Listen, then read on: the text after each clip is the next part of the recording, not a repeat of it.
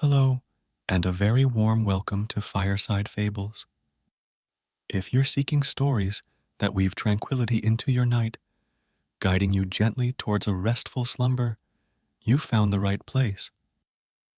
Here, we embark on journeys not just to distant lands and times, but into the heart of peace and calm itself. So, make yourself comfortable, let the day's worries melt away, and join me by the fireside. Together, we'll explore tales designed to soothe your mind, ease your soul, and escort you into the most peaceful sleep. Tonight, let the flickering flames and the soft cadence of our stories be your sanctuary. Enchanted Forest. In the gentle embrace of night, under a sky jeweled with stars, lies the threshold to a realm unseen by many, known only to those whose hearts are open to the whispers of the earth. This is the beginning of our journey into the Enchanted Forest, a sanctuary of ancient magic and timeless serenity. Imagine, if you will, standing before a grand archway made not of stone, but of living branches intertwined, forming a passage to a world where the essence of peace and tranquility flourishes. The air here is sweet with the scent of blossoming flowers, mixed with the earthy aroma of moss and ancient wood. A gentle breeze caresses your face, carrying with it the soft melodies of the forest, a symphony of rustling leaves, distant calls of nocturnal creatures, and the soothing whispers of the trees. Take a deep breath in, filling your lungs with the pure, rejuvenating air of this magical threshold. As you exhale, let go of the day's worries, the unseen burdens that weigh upon your shoulders. With each step forward, feel yourself sinking deeper into a state of calm relaxation, your heart beating in harmony with the subtle rhythms of the natural world around you. As you venture further, the forest opens its arms to you, revealing a path lit by the soft glow of fireflies, dancing in the air like tiny stars fallen to the earth. This path, covered in a carpet of soft, green moss, leads you deeper into the heart of the enchanted forest, where time seems to stand still, and the hustle of the outside world fades into a distant memory. The trees here are ancient guardians of the forest, their trunks wide and strong, branches reaching high into the night sky, leaves whispering secrets of old. They watch over you as you pass, a silent testament to the enduring beauty and strength of nature. Under their watchful gaze, you feel a sense of protection, a deep connection to the earth that grounds you, reminding you of the simple, profound joy of being alive. With each step, the forest reveals its wonders. Streams of crystal clear water babble alongside the path, their music a soothing balm to the soul. The air is alive with the fragrance of wildflowers, each breath a tapestry of scents that calm the mind and lift the spirit. In the center of the forest stands the ancient tree guardian, a majestic oak whose roots delve deep into the heart of the earth and whose branches seem to touch the heavens. Its presence is awe-inspiring, a living monument to the timeless magic that flows through the enchanted forest.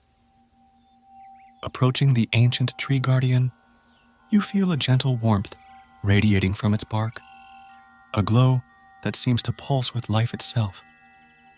Here, in the presence of such ancient wisdom, you find a spot to rest. Leaning against the tree's massive trunk, you close your eyes and listen to the song of the forest, a melody of wind, water, and wildlife that soothes the weary soul. The tree's energy envelops you, a comforting embrace that whispers of resilience, growth, and the interconnectedness of all living things. In this moment, you are reminded of the beauty of life's journey, of the strength that lies in stillness, and the wisdom that comes with age. Following the call of flowing water, you find yourself at the banks of the River of Dreams. Moonlight dances upon its surface, turning the river into a ribbon of silver light that winds through the forest. The sound of the water is mesmerizing, a gentle, constant flow that speaks of change, of the eternal cycle of life.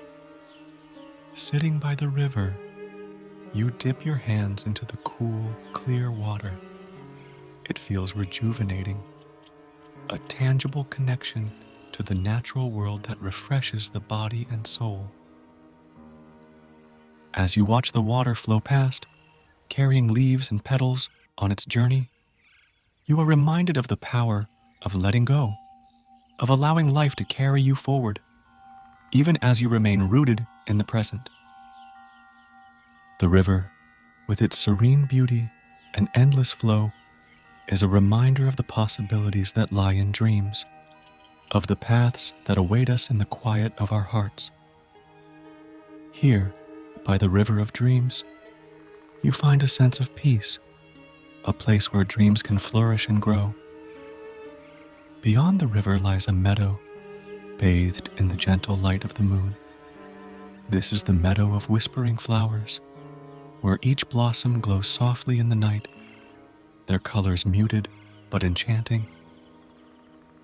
The air is filled with their whispers, tales of love, hope, and joy that float on the breeze. Walking among the flowers, you feel a sense of kinship with the earth, a reminder of the beauty that exists in the simple, quiet moments. The fragrance of the flowers envelops you, a blend of scents that calms the mind and soothes the soul. Here, in the meadow of whispering flowers, you are free to dream, to imagine, and to find solace in the beauty of the natural world. Leaving the meadow, you find yourself on the path of stars, a trail illuminated by the light of countless stars overhead. Here, the boundary between earth and sky seems to blur, the path a bridge between the world of the forest and the vastness of the cosmos. The stars guide you forward, their light a reminder of the infinite possibilities that lie beyond our understanding. Walking the path of stars, you feel a sense of wonder, a deep awe for the mysteries of the universe that unfold above you. The night sky, with its constellations and galaxies, tells a story of creation, of the interconnectedness of all things. On the path of stars, you are reminded of your own place in the universe, a single shining point of light in the vast tapestry of existence. Here, under the canopy of the night sky, you find a sense of perspective, a reminder of the beauty and wonder that surrounds us, if only we have the eyes to see.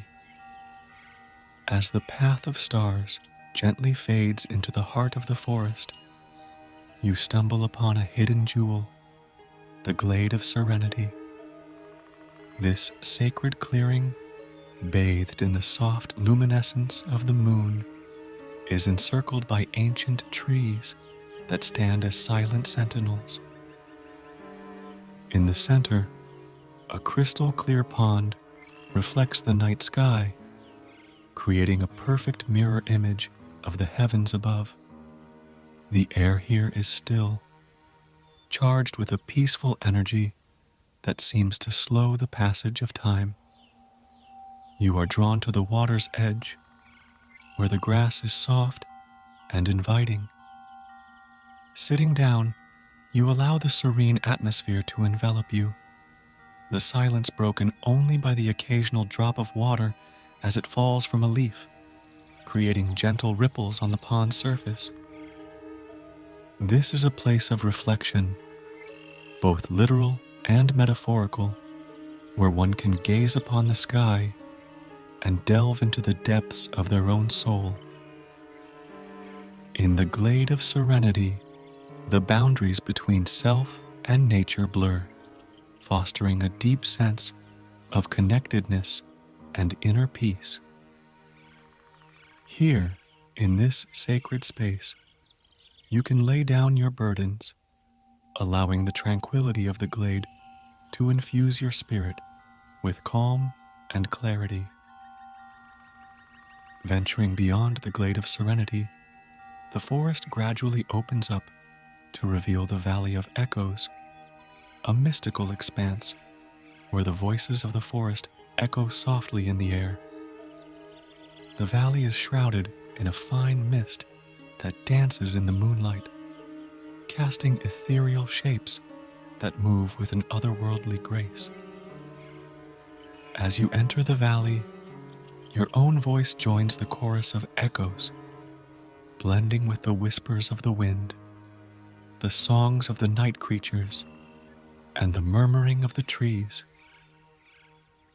Each sound reverberates through the valley, carrying with it a story, a memory, a piece of the forest's soul. Walking through the Valley of Echoes, you feel as though you are part of a greater whole, a participant in the symphony of nature.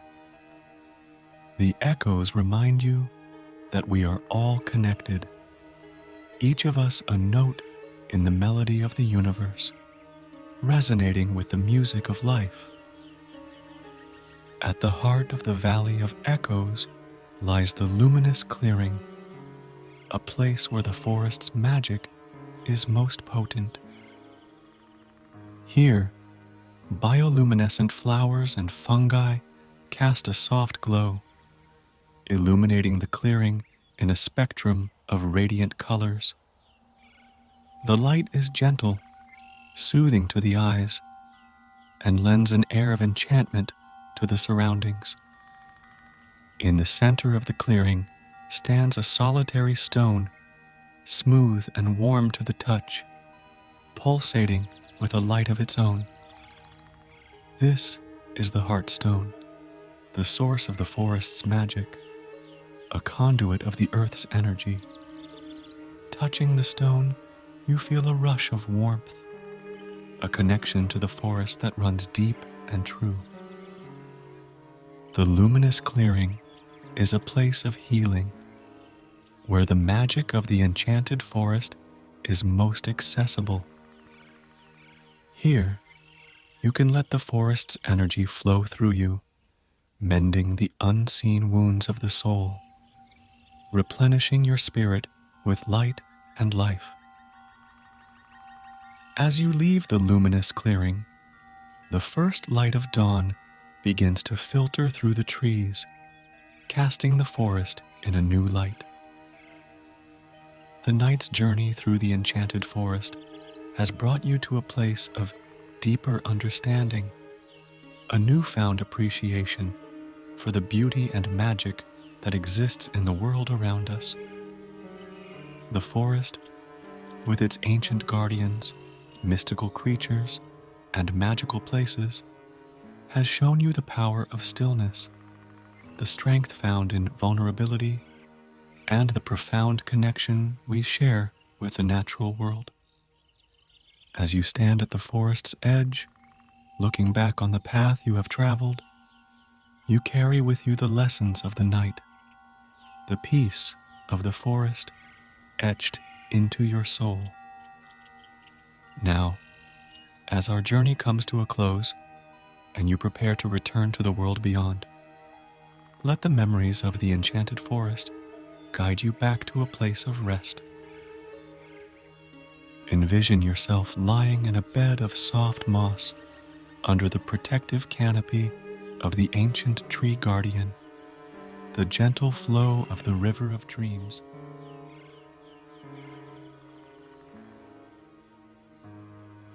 The Midnight Library. On a night that draped the city in a shroud of indigo, Eli found himself meandering through the cobblestone streets of his old hometown. A gentle fog had begun to curl. Around the street lamps, each a beacon casting shadows rather than light. Eli's heart was a pendulum, oscillating between a yearning for solace and the relentless march of time that pushed him into an uncertain future. The weight of unvoiced dreams and unmet expectations clung to him like the evening mist.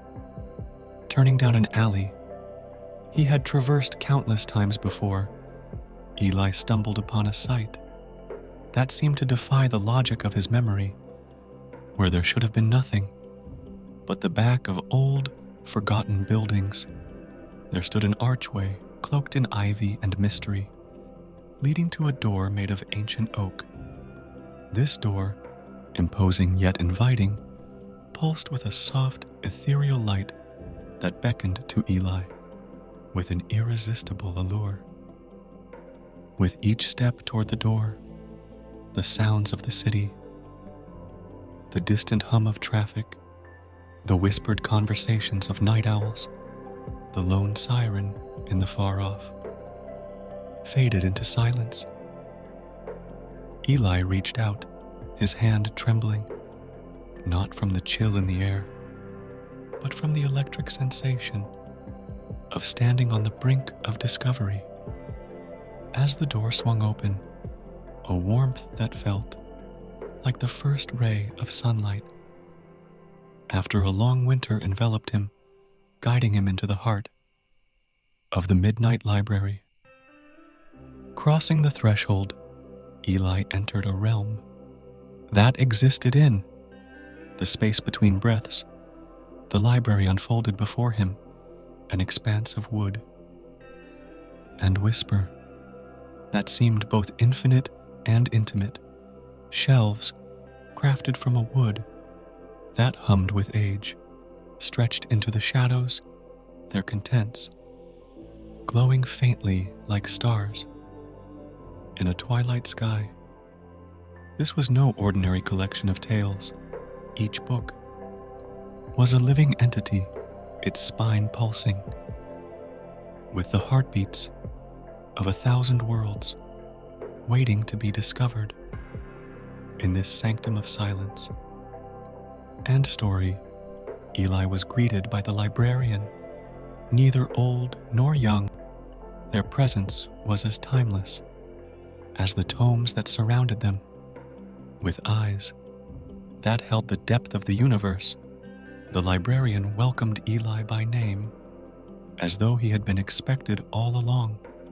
Yet, there was no directive given, no path laid out. The librarian's smile was an invitation to explore, to lose oneself in the labyrinth of dreams. That was the Midnight Library. Eli drifted through the aisles, guided by a force he could neither explain nor resist. The air around him vibrated with the murmur of innumerable stories, each whisper a temptation, each silence a promise. It was in the heart of the library, where the glow of the books shone brightest, that Eli felt his steps slow, his breath catch. Here, the shelves formed a cocoon within which lay a book, unlike any other. Its cover, adorned with intricate patterns that seemed to move and shift. In the corner of Eli's eye radiated a light that was neither harsh nor dim, but perfectly inviting. The Path Within, the title read, its letters shimmering like a mirage on the desert horizon. As Eli's fingers brushed against the cover, the book sprang to life, pages fluttering open. As if eager to share its secrets, the transition was immediate and all-encompassing. The library, with its endless shelves and ethereal atmosphere, blended into the backdrop of an entirely new world. Eli stood at the threshold of a narrative that was at once alien and intimately familiar, a reflection of his deepest fears and most cherished dreams.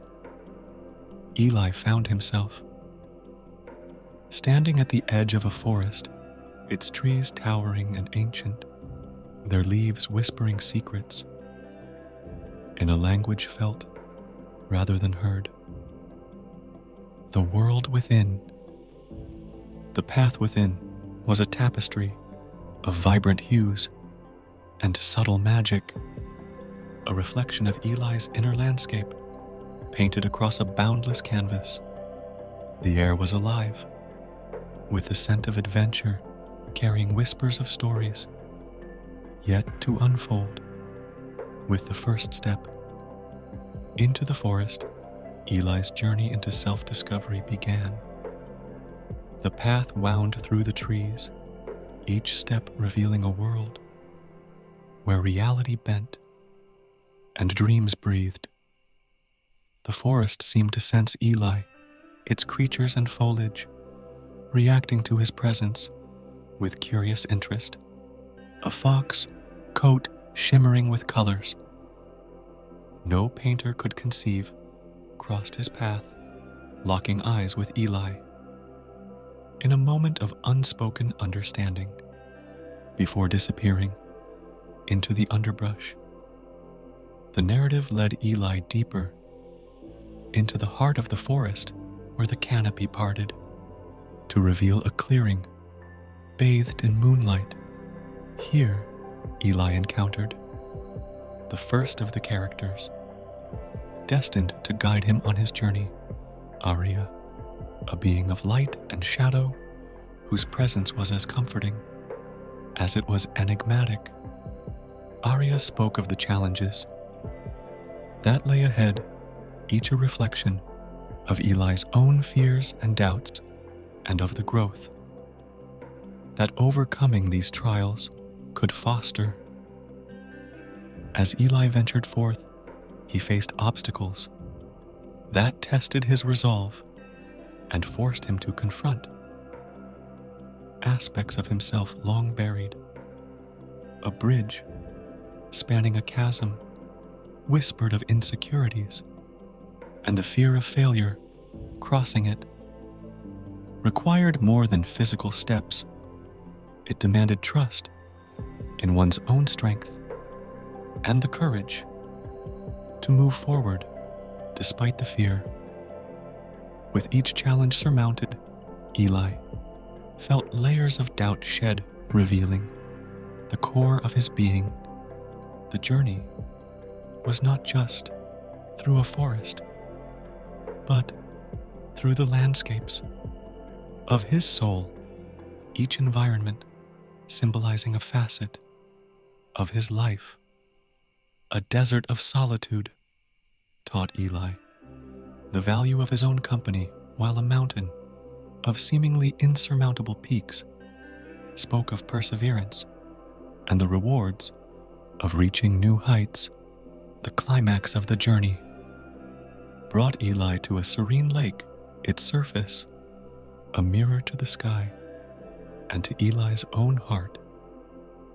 Here, in the stillness, Eli faced his final challenge: reflection.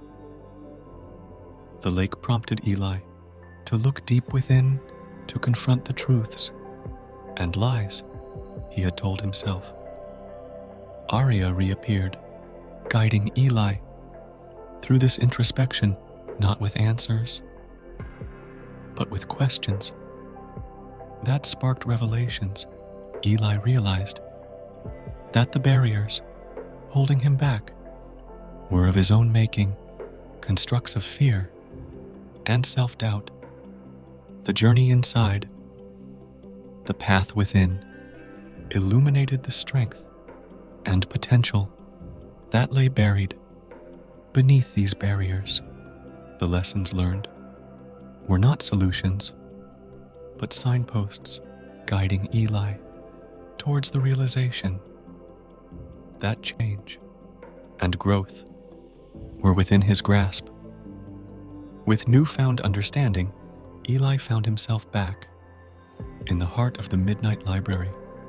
The transition was as seamless as awakening from a dream, the echoes of the book's world fading like mist at dawn.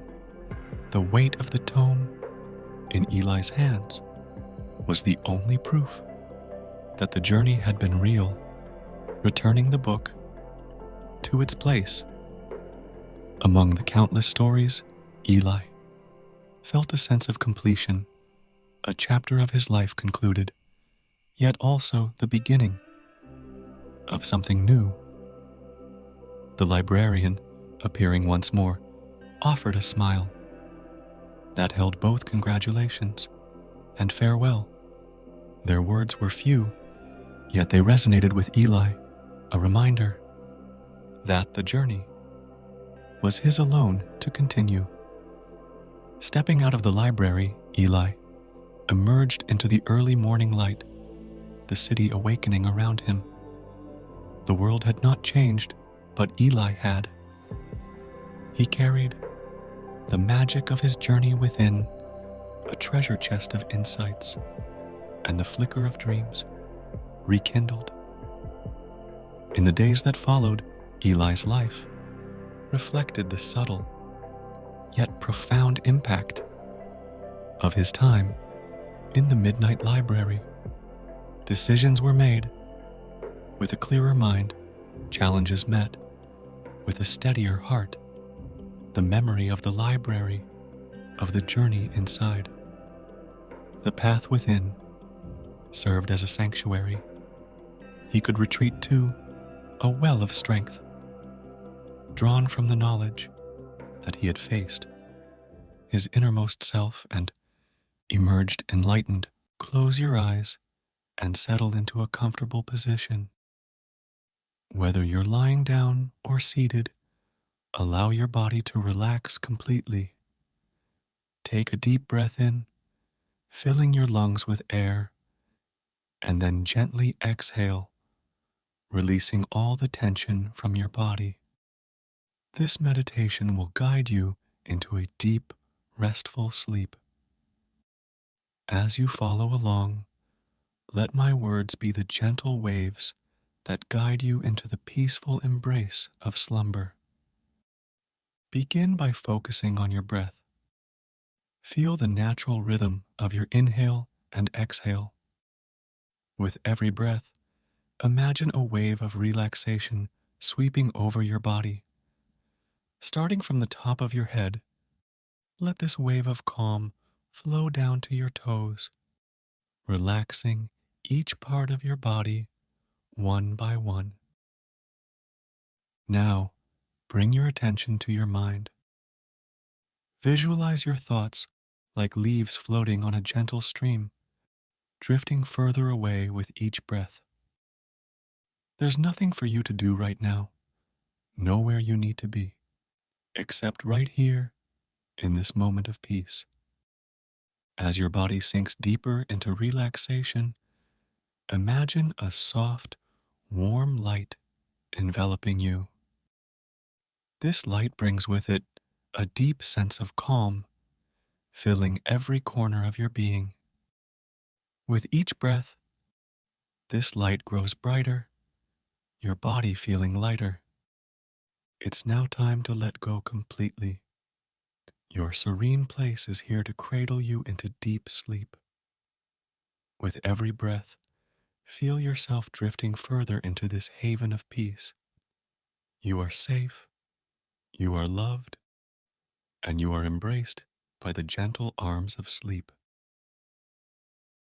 As my voice fades away, let the calmness and peace you feel guide you into a deep, restful sleep. Your body knows what it needs, and it's time to surrender to the soothing rhythm of your breath, to the quiet of your mind, and to the warmth of your peaceful place. Release all hold on consciousness and allow yourself to sink into the depths of sleep. Here, in this space, healing and rejuvenation happen effortlessly. Let go and let sleep envelop you in its comforting embrace. The Silk Road Caravan.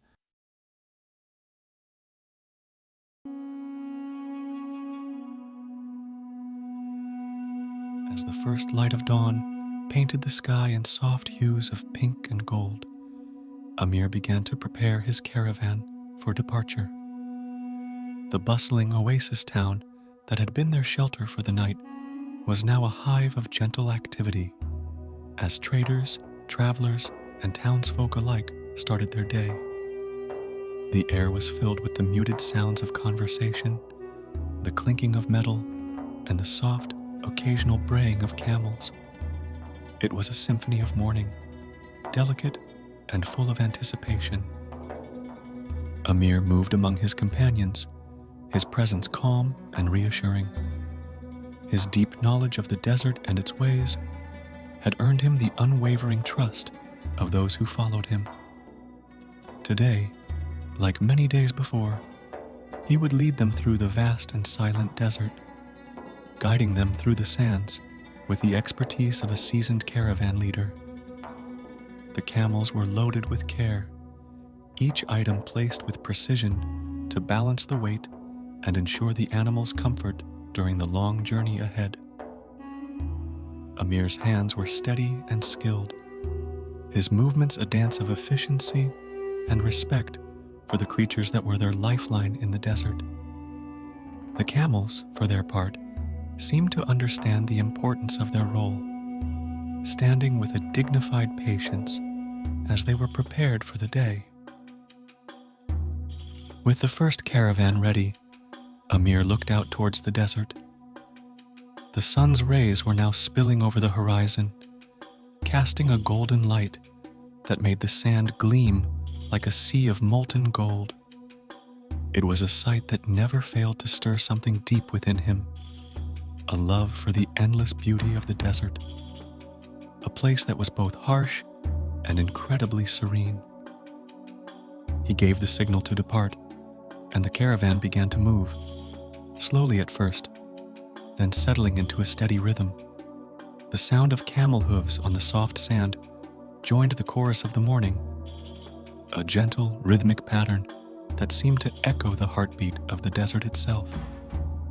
As they left the oasis, the town's sounds faded away, replaced by the vast silence of the desert.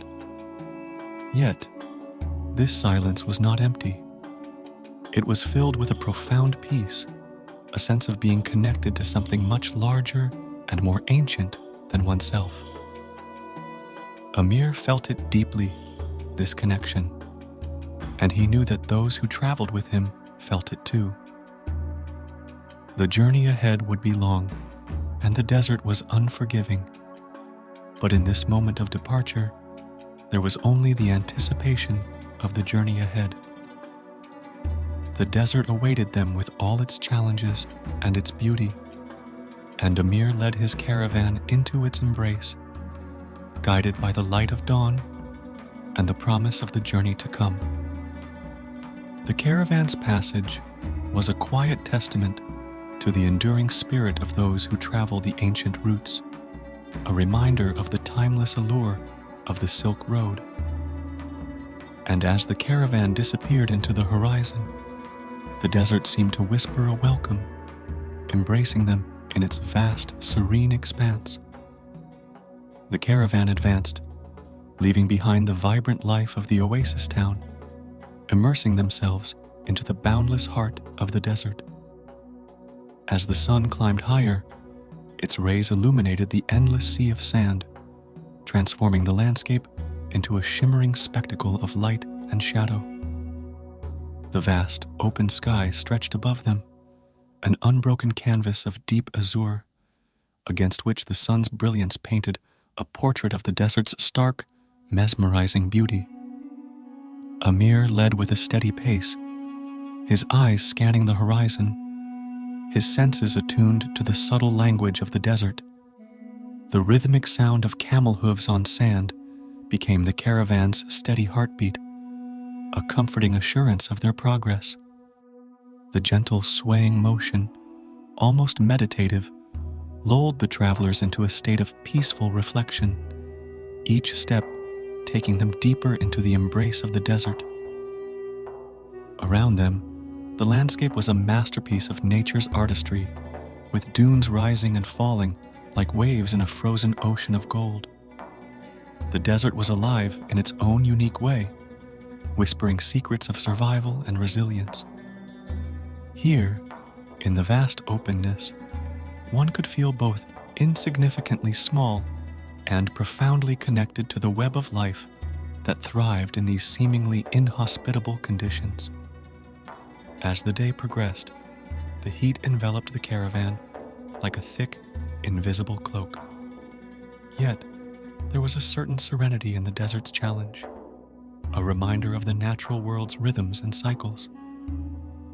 Amir and his companions adapted to these rhythms, taking their rest during the peak of the sun's tyranny and traveling in the cooler hours of morning and late afternoon. Their breaks were brief, moments seized to share water and shade, a testament to the camaraderie and mutual support that was their true sustenance. The desert's embrace was not just of sand and sun, but also of silence, a profound, enveloping quiet that spoke to the soul. It was in this silence that many of the travelers found a deep sense of peace, a clarity of thought and purpose that was often obscured by the noise of settled life. Conversations, when they occurred, were soft and thoughtful, reflections shared between fellow wanderers bound by the journey. In the late afternoon, as the sun began its descent towards the horizon, the desert transformed once more. The light softened, casting long shadows and painting the dunes in hues of orange, red, and purple. It was a daily spectacle of fleeting beauty, a reminder of the world's ephemeral nature and the preciousness of each moment lived. As the first day of travel through the desert drew to a close, Amir felt a deep satisfaction in his heart. He looked back at the trail left by the caravan, a temporary mark upon the endless sands, soon to be erased by the wind. It was a humble reminder of their passage, a symbol of their journey's impermanence, and yet a testament to the enduring spirit that drove them forward. Under the vast, open sky, the caravan found a rhythm with the desert, a harmonious existence that spoke of respect, understanding, and a profound connection to the earth. In the desert's embrace, they moved as one, a small, peaceful part of something much larger, on a journey not just through the physical landscape, but through the landscapes of their own hearts and minds.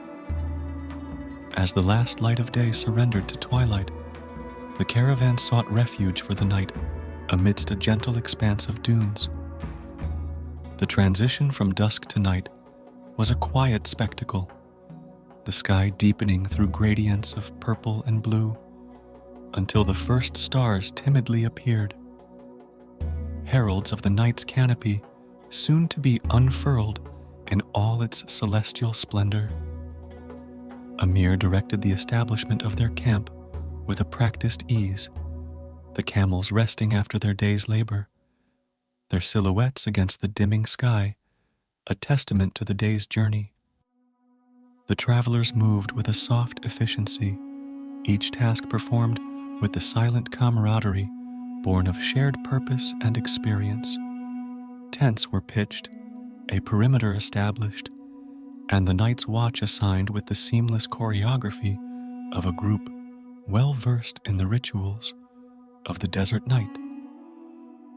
As twilight deepened into darkness, the desert transformed. The heat of the day receded, replaced by the cool, caressing touch of the night air. The sands, so harsh under the sun's rule, now whispered invitations to rest, their surface a cool balm to weary feet. Above them, the stars emerged in their multitudes, a breathtaking canopy that arched over the vast, open desert, a tapestry of light against the velvet darkness. The campfire was kindled, its flames a beacon of warmth and light. Around this humble hearth, the caravan gathered, drawn by the fire's comforting glow and the unspoken promise of shared warmth. The flames danced and crackled, a lively contrast to the serene stillness of the desert at night. Their light cast flickering shadows, painting faces and forms with a gentle luminescence, while the soft sounds of the desert night provided a soothing backdrop.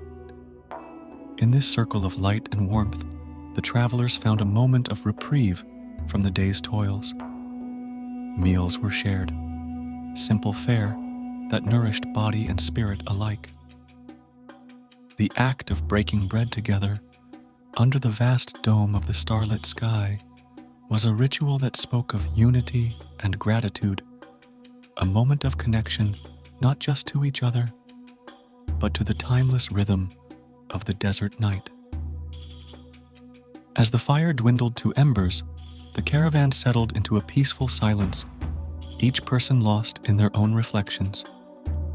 The desert night, with its infinite stars and profound quiet, invited introspection, a time for the soul to whisper its secrets, for the heart to listen. It was a time for dreams and memories, for hopes and fears to be gently sifted through the sieve of the mind, under the watchful gaze of the stars. Amir, seated a little apart from the others, gazed into the night, his eyes tracing the constellations that had been his guides and companions on so many journeys. The stars were like old friends, their light a comforting presence in the vast solitude of the desert. Tonight, as on every night, they spoke to him of eternity, of the smallness of human concerns in the face of the universe's vast mysteries. Yet, in this smallness, there was a profound beauty, a connection to something greater that lent meaning to their journey. The desert at night was a place of paradoxes, of immense solitude and intimate communion, of overwhelming vastness and comforting closeness. Here, in the embrace of the night, Amir and his caravan found a peace that was both profound and simple, a serene acceptance of the moment and the journey that lay ahead. Under the starlit canopy, the desert whispered its timeless secrets, and the travelers listened, their hearts open to the vast, tranquil beauty of the world at night. Here, amidst the sands and the stars, they found rest, their spirits replenished by the silent majesty of the desert under the cloak of darkness. In the gentle embrace of the desert night, the campfire's warmth gathered the caravan's members closer, their faces illuminated by the soft, flickering light. The silence of the desert was a vast canvas, now gradually filled with the timbre of human voices. Amir, with a gentle nod, invited the beginning of storytelling, an ancient ritual that wove the fabric of their collective journey. The first to speak was Layla, a young woman whose eyes sparkled with the reflection of the flames. Her story was of a city far beyond the desert, where water flowed in abundance and the trees bore fruit of unimaginable sweetness. Her voice, infused with wonder and nostalgia, transported the listeners to those distant streets, allowing them to taste the air of a place they had never seen. Her tale was not just a recounting of travel, but a sharing of dreams, a reminder of the diversity that thrived beyond the desert's embrace. Next, an elderly man named Hassan shared a legend of the desert itself, a tale of a hidden valley where the stars touched the earth and time stood still. His voice, rich and textured with age, carried the weight of tradition, the reverence for stories passed down through generations. His story spoke of respect for the desert and its mysteries, of the spirits that dwelled in the silent spaces, guiding the travelers who respected its vastness. As the fire crackled, a young traveler named Samir recounted his first journey across the desert, a tale of fear, courage, and discovery.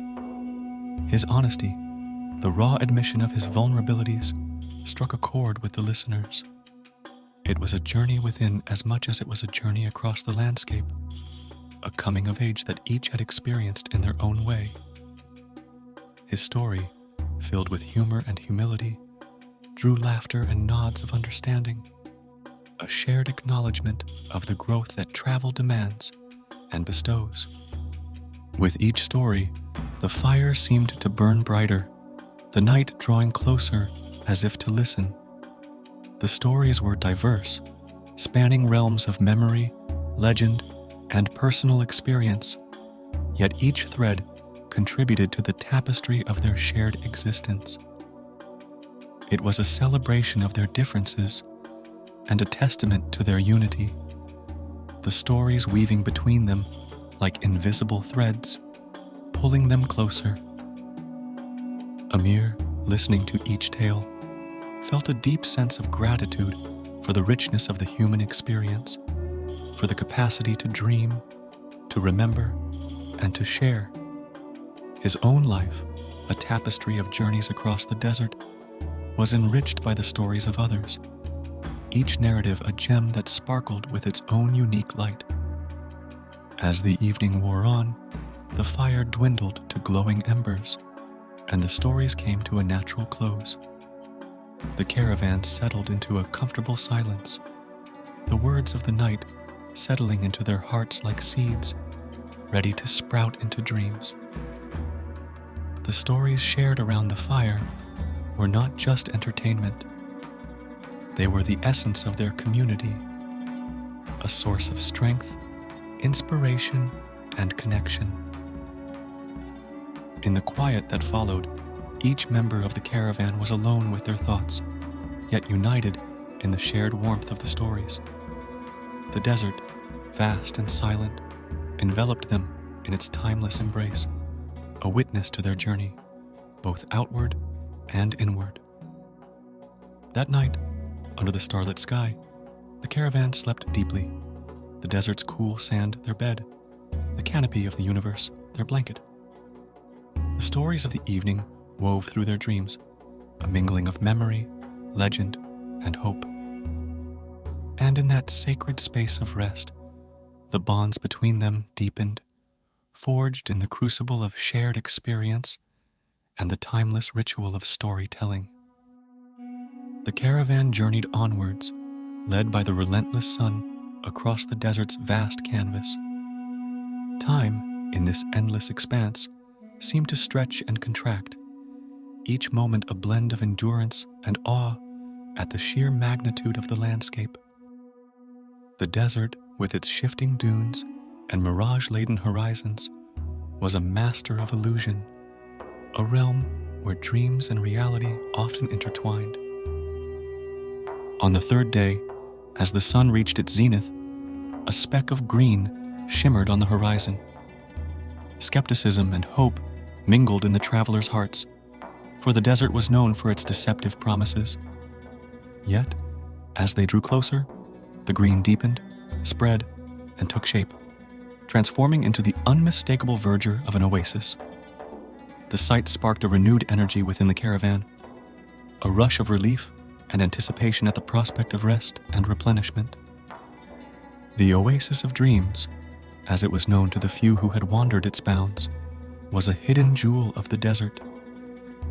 Encircled by a modest ring of palm trees, it boasted clear, tranquil waters that whispered of ancient underground rivers.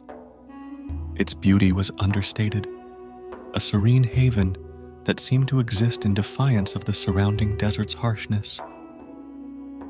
As the caravan approached, the air grew cooler, scented with the fragrance of fresh water and the subtle perfume of desert flowers. Birds, rare and vivid, fluttered amongst the palm fronds, their songs a melodic welcome. The travelers dismounted, their weary steps quickening as they neared the water's edge, the cool touch of the oasis's lifeblood a balm to their sun-kissed skin. The oasis was more than a mere stopover. It was a sanctuary, a place of healing and reflection. Amir instructed the caravan to rest, to take the day and the following night to replenish not just their physical reserves, but their spirits as well. The oasis, with its gentle beauty and nurturing presence, was the perfect backdrop for such renewal. The travelers spread out, each finding their own space within the oasis's embrace. Some meditated by the water, allowing the sound of its gentle flow to carry away the weariness of the journey. Others found solace in the shade of the palms, their leaves whispering secrets of resilience and growth. Amir, ever watchful, observed his companions, seeing the subtle transformation the oasis wrought within them. There was a softening in their faces, a release of tension that even the desert's vastness couldn't quite achieve. The oasis offered a different kind of vastness, one that was nurturing, filled with the promise of life. As night fell, the oasis transformed. The moon, reflected in the still waters, cast a silver glow, turning the oasis into a realm of dreams. The caravan gathered, not for stories this time, but in shared silence, each person enveloped in the night's serene beauty. The stars seemed brighter here, perhaps because of the water's reflection or the clear air, unburdened by the dust of the desert. The night was a tapestry of light and shadow, of sound and silence, a symphony that spoke to the soul.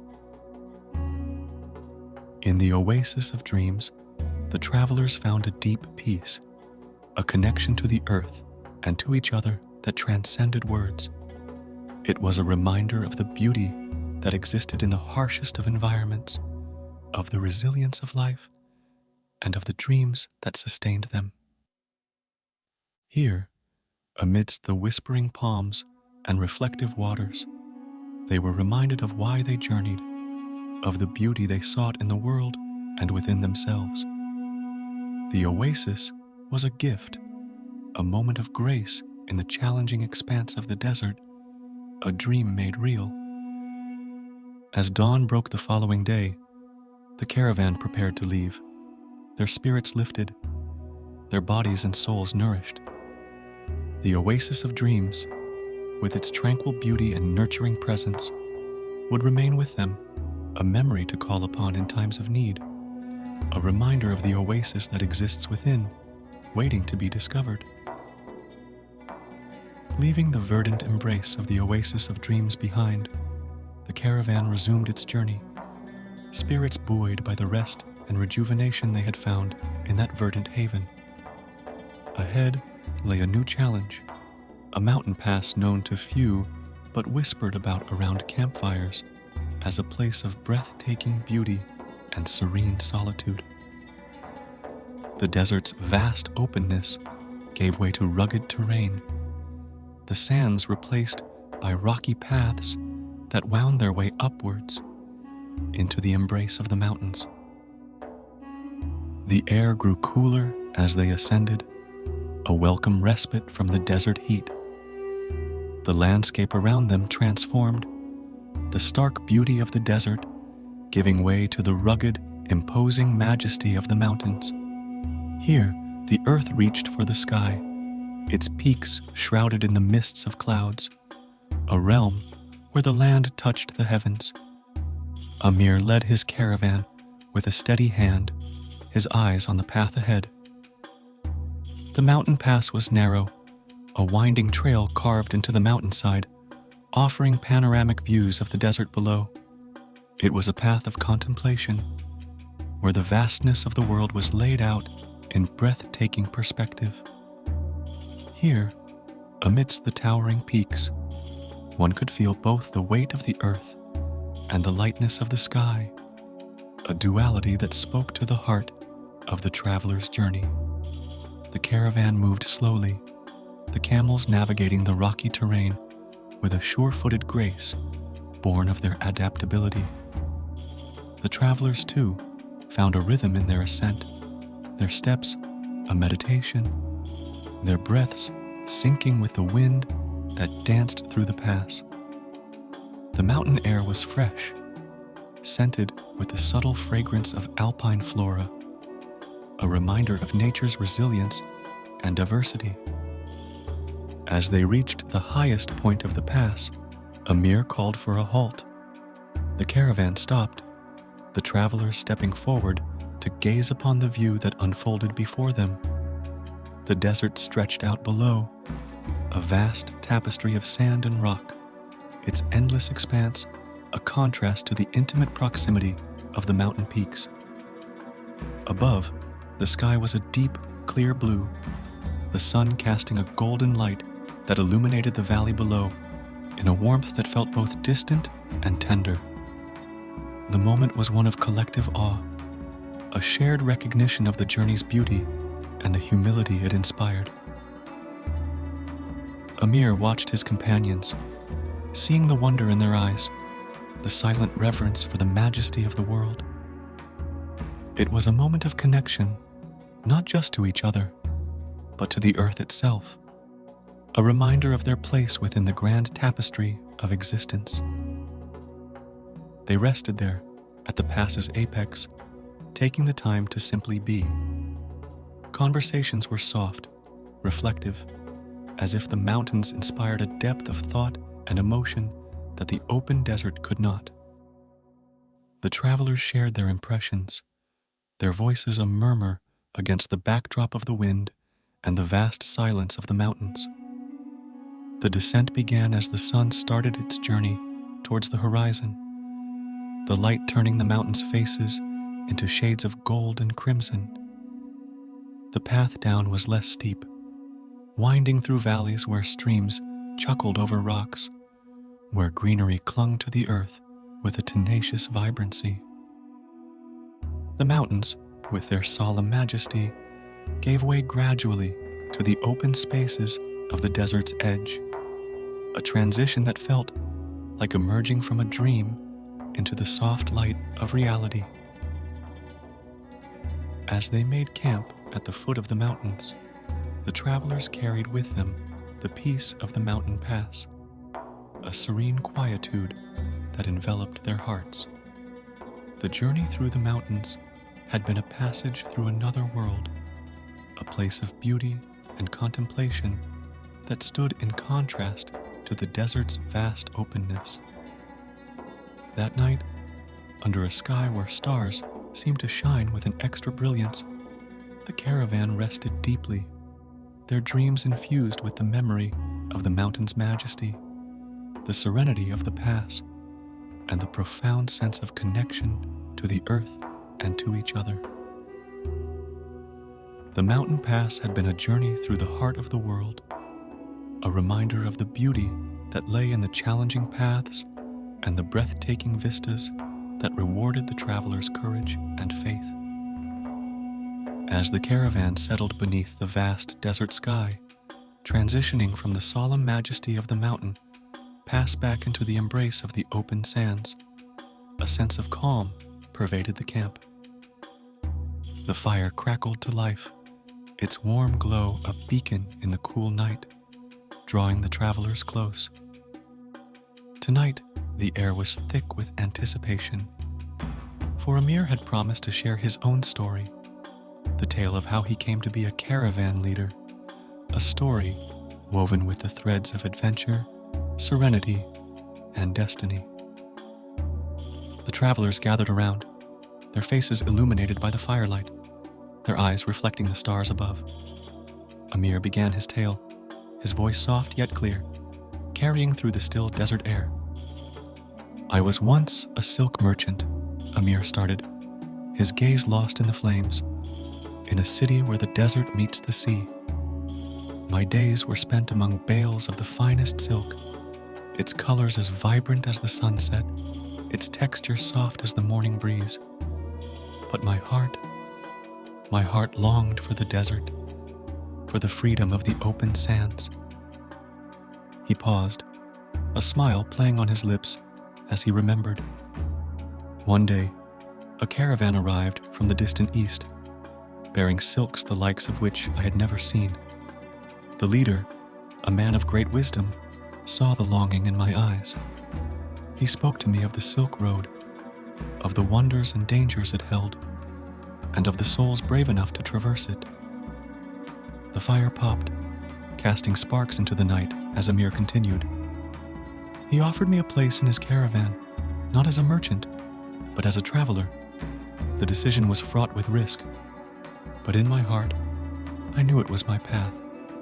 So, I left behind my life of comfort, my family, my home, to embark on a journey that would change me forever. The listeners were captivated, hanging on his every word. "The desert taught me," Amir said, his voice imbued with reverence, "taught me about the strength of the human spirit, about the bonds formed not of blood, but of shared struggles and triumphs. I learned the language of the stars, the secrets of the sands, and the joy of discovering the world's vast beauty." Amir's gaze met those of his companions, each a fellow traveler on this journey of discovery. When the old leader passed, he left me in charge, trusting me to lead as he had. It was not a role I had sought, but one I accepted with honor. Since then, I have guided many caravans across the desert's heart, each journey a story, each traveler a thread in the tapestry of this life. The fire had burned low, its embers glowing softly in the night. "This road we travel," Amir concluded, "is more than a path through the desert. It is a journey of the soul, a quest for peace and understanding in a world of beauty and mystery. As I once was guided, so now I guide, sharing the lessons of the desert, of life, with all who journey with me." Silence followed the end of Amir's tale, a reflective hush that enveloped the camp. The travelers, moved by his words, felt a deeper connection, not only to Amir, but to the journey itself. His story was a reminder of the paths they had chosen, of the courage it took to embark on this journey, and of the discoveries that lay not only in the world around them, but within themselves. That night, under a canopy of stars, the caravan slept with hearts full of stories and dreams of the road ahead. Amir's tale, a thread woven into the fabric of their collective journey, had deepened their understanding of their leader, of each other, and of the endless tapestry of the Silk Road. As dawn broke, casting its first light over the desert, the caravan stirred to life. Today was significant, for they would reach the city at the edge of the world, a place where cultures blended like the colors of the desert at sunset. This city, a nexus of trade routes from all directions, was a symbol of the journey's end, and yet, for some, the beginning of another.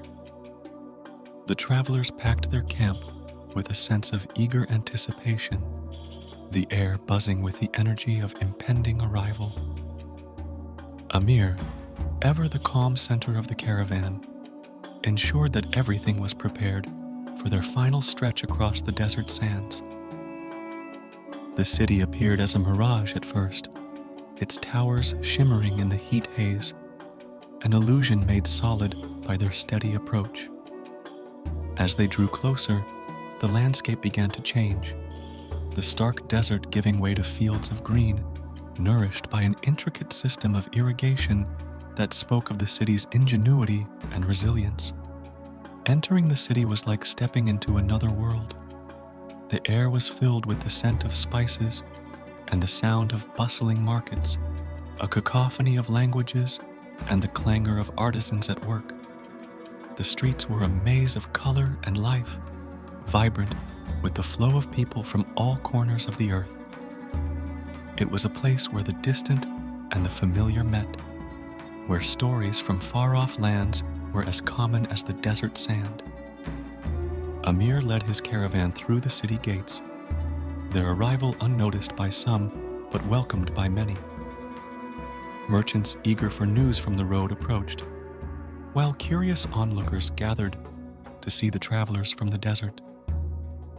The caravan moved with the confidence of those who had traversed the Silk Road, their camels bearing the marks of the journey.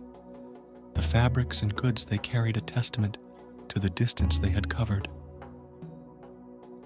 The city at the edge of the world was a place of peaceful excitement, a bustling hub of trade where goods, ideas, and cultures intermingled freely.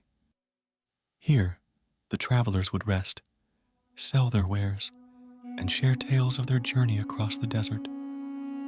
For some, this city would become a new home, a place to set down roots after a life of wandering. For others, it was a brief stop, a place to gather strength before setting out on new adventures. Amir watched over his caravan, seeing the wonder in their eyes as they took in the sights and sounds of the city. He felt a deep sense of fulfillment, knowing he had guided them safely through the desert to this place of endless possibilities.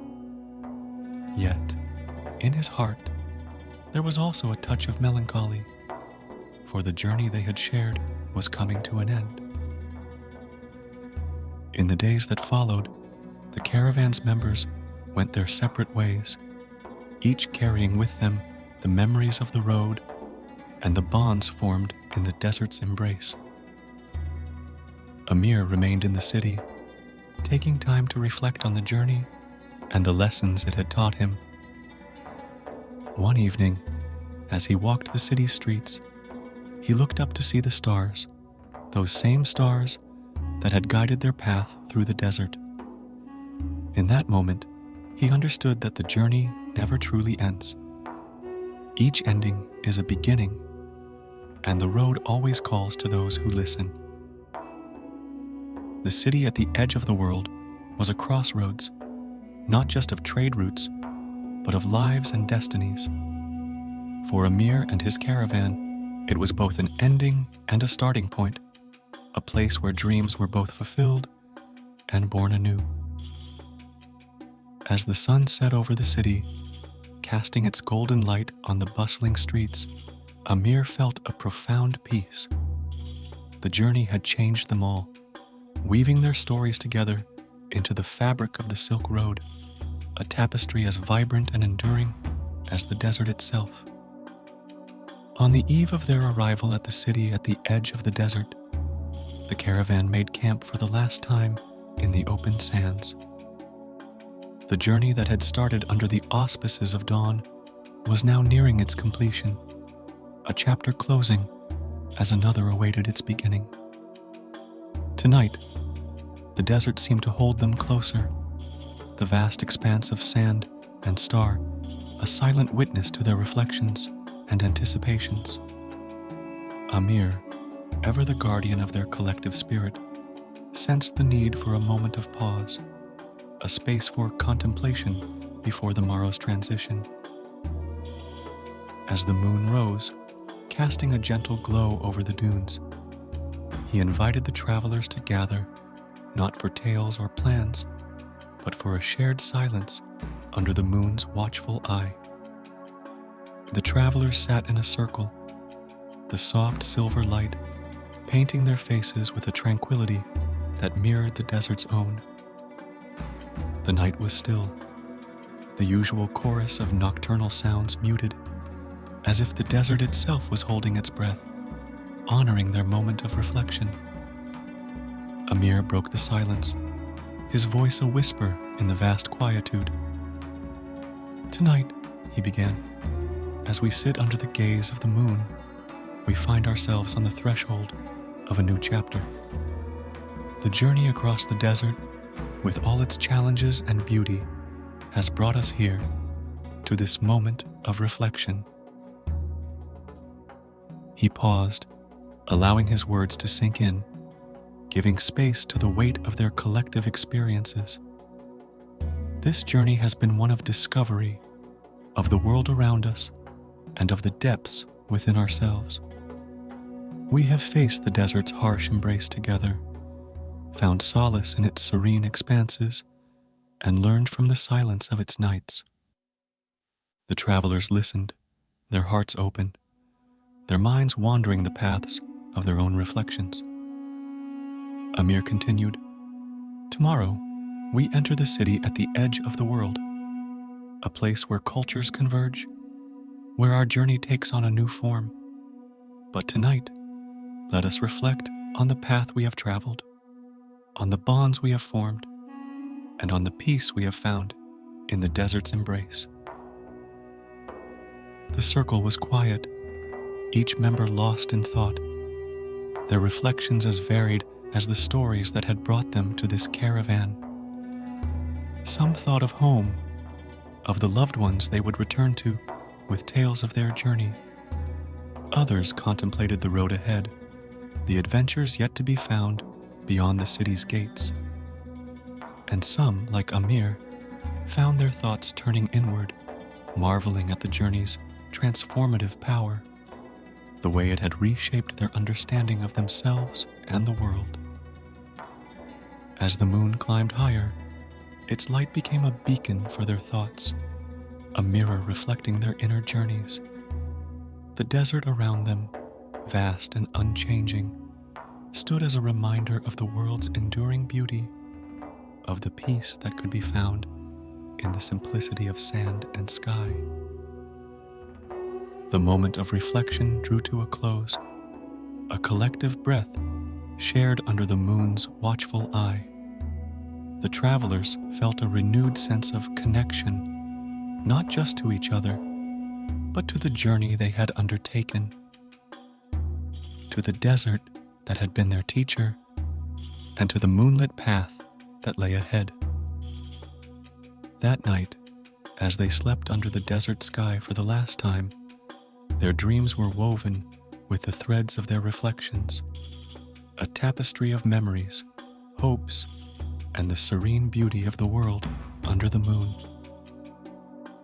The journey across the desert had been a passage, not just through the landscape, but through the landscapes of their own hearts, a journey that had brought them to the brink of a new beginning, enriched by the peace and understanding they had found along the way. As dawn broke, painting the desert in hues of gold and crimson, the caravan stirred to life for the final leg of their journey. Today, they would reach the city at the edge of the world, the culmination of their passage through the desert's heart. The air was charged with a mix of anticipation and nostalgia, a collective breath held at the threshold of change. Amir, who had guided them with a steady hand and a gentle spirit, moved among his companions, offering words of encouragement and shared excitement. The journey had transformed them, not just individually, but as a collective, woven together by the threads of experiences, challenges, and the beauty they had witnessed. As the caravan set out, the desert around them seemed to acknowledge their departure, the early morning light casting long shadows on the sand, a visual testament to the journey they had undertaken. The silence of the desert, once a vast canvas for their thoughts and reflections, now echoed with the sounds of their progress, a symphony of footsteps, camel hooves, and the soft murmur of voices. The landscape began to change as they approached the city, the open sands giving way to patches of greenery, signs of life flourishing at the edge of the desert. The air carried the scent of spices, the promise of the bustling markets and vibrant streets that lay ahead. And then, there it was, the city at the edge of the world. It rose on the horizon like a mirage made real, its walls and towers a testament to the convergence of cultures, a place where the desert met the rest of the world. The travelers gazed upon it with wonder, their hearts a mix of joy and wistfulness. This was the end of their journey across the desert, but it was also the beginning of new adventures, new paths to be explored. As they entered the city, the quiet of the desert was replaced by the cacophony of city life. The air was filled with the sounds of merchants calling, the laughter of children, and the clatter of carts on cobblestones. The smells were intoxicating, a blend of incense, fresh bread, and the indefinable essence of a place where many paths crossed. Amir led them through the streets, their caravan drawing curious glances from the city's inhabitants. To the travelers, everything was new and wondrous, each sight and sound a reminder of the world's vast diversity, of the endless possibilities that lay beyond the desert's embrace. They made their way to the heart of the city, where Amir had arranged for their stay. There, amidst the hustle and bustle of urban life, they would rest, recount their journey, and prepare for the journeys yet to come. For some, this city would be a waypoint, a brief stop before they resumed their travels.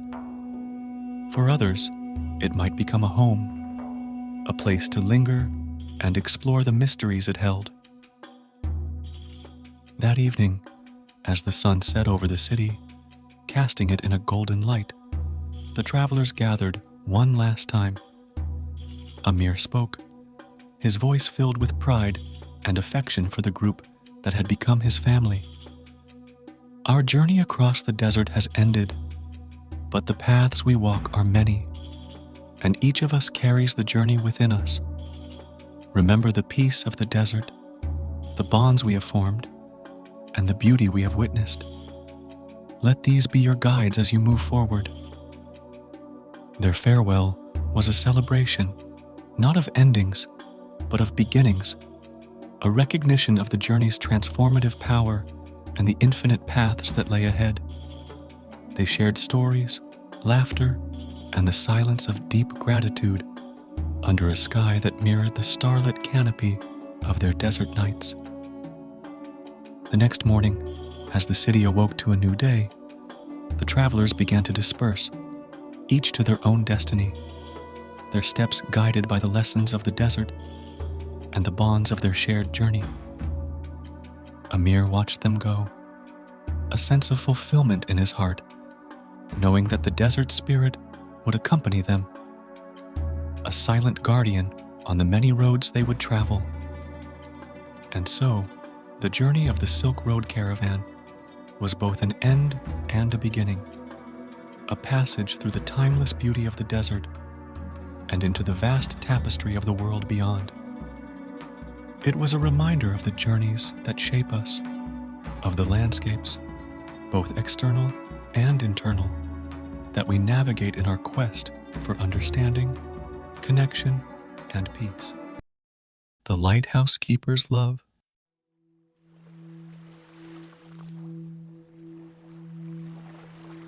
In a serene coastal village, untouched by the passage of time, stood a solitary lighthouse. Its presence was a beacon of hope and guidance, its light a constant in the ever-changing tides. This lighthouse, with its weathered stone walls and steadfast beam, was home to Rowan, the keeper of the light. Rowan's life was intertwined with the rhythm of the sea. Each morning, as the first light of dawn painted the sky in hues of pink and orange, he would ascend the spiraling staircase to the top of the lighthouse. There, He would tend to the beacon, ensuring its light never faltered, a silent guardian for the ships that passed in the night. The sounds of the ocean were a symphony to Rowan, the soothing crash of waves against the shore, the gentle whispers of the sea breeze, and the rhythmic flashing of the lighthouse beacon. These sounds filled the quiet of his solitude, a solitude he cherished. In the vastness of the sea and sky, Rowan found peace. He lived by the cycles of the tides and the shifting winds, each day a mirror of the one before, yet unique in the stories it told. His duties were simple, yet sacred. Besides maintaining the light, Rowan kept the lighthouse and its surroundings pristine.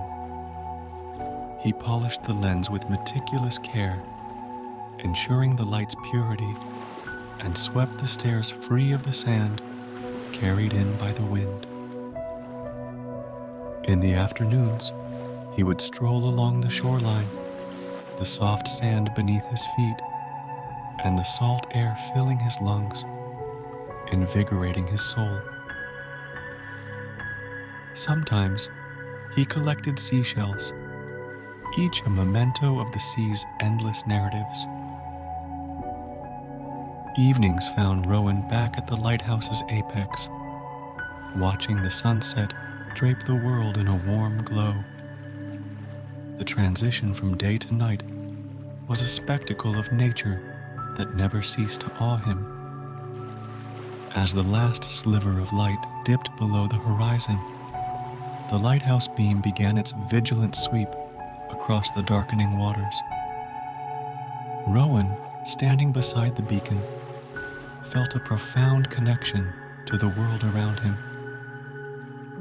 The lighthouse was more than just a structure of stone and glass. It was a symbol of hope, a guide for those navigating the uncertainties of life. Nightfall draped the village in a blanket of stars, the Milky Way arching overhead like a celestial river. Rowan, ever the solitary figure, would lean against the railings of the lighthouse balcony, gazing out into the vastness. The beacon beside him, a pulsing heart in the stillness of the night. In this timeless coastal village, Rowan, the keeper of the light, found solace in his routine, in the solitude that was not loneliness, but a companion.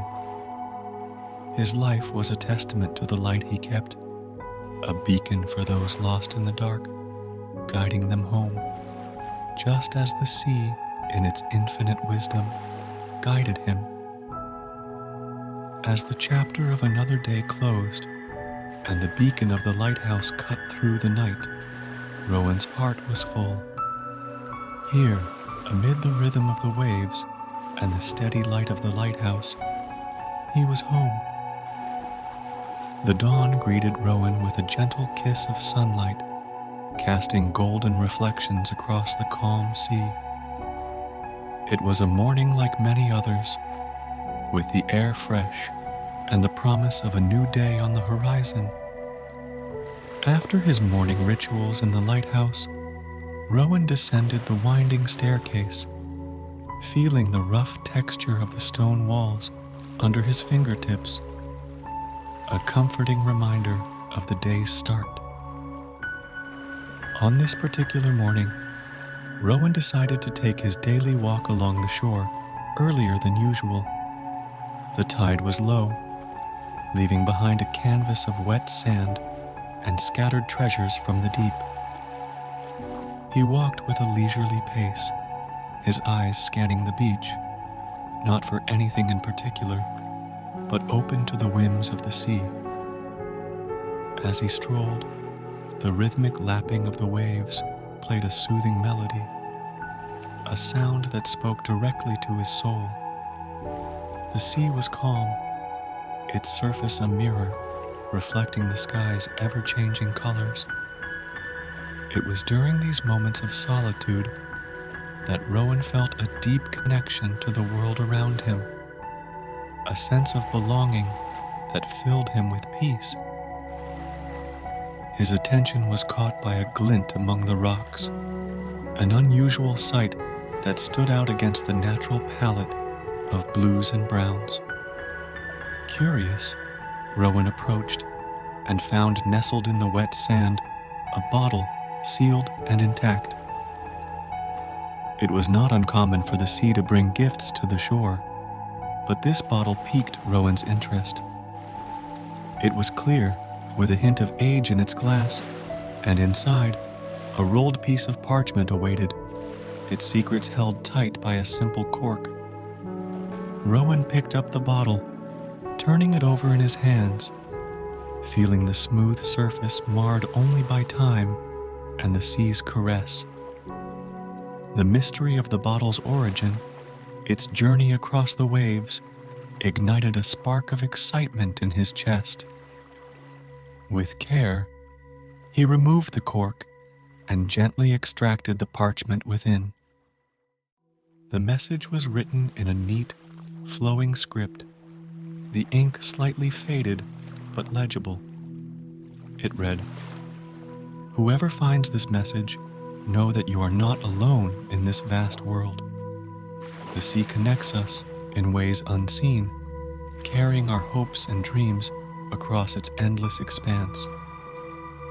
If this bottle has found you, consider it a sign that your story is part of a larger tapestry, intertwined with the hearts of others. May you find comfort in the knowledge that we are all, in some way, messages in the bottles thrown into the sea of life." Rowan stood motionless, the paper clutched in his hand, as the weight of the words sank in. There was a warmth in the message, a sense of connection that transcended the physical distance it had traveled. The sea, in its infinite wisdom, had brought him this message, a reminder of the unseen threads that link us all. The excitement of discovery mixed with a profound sense of wonder and curiosity.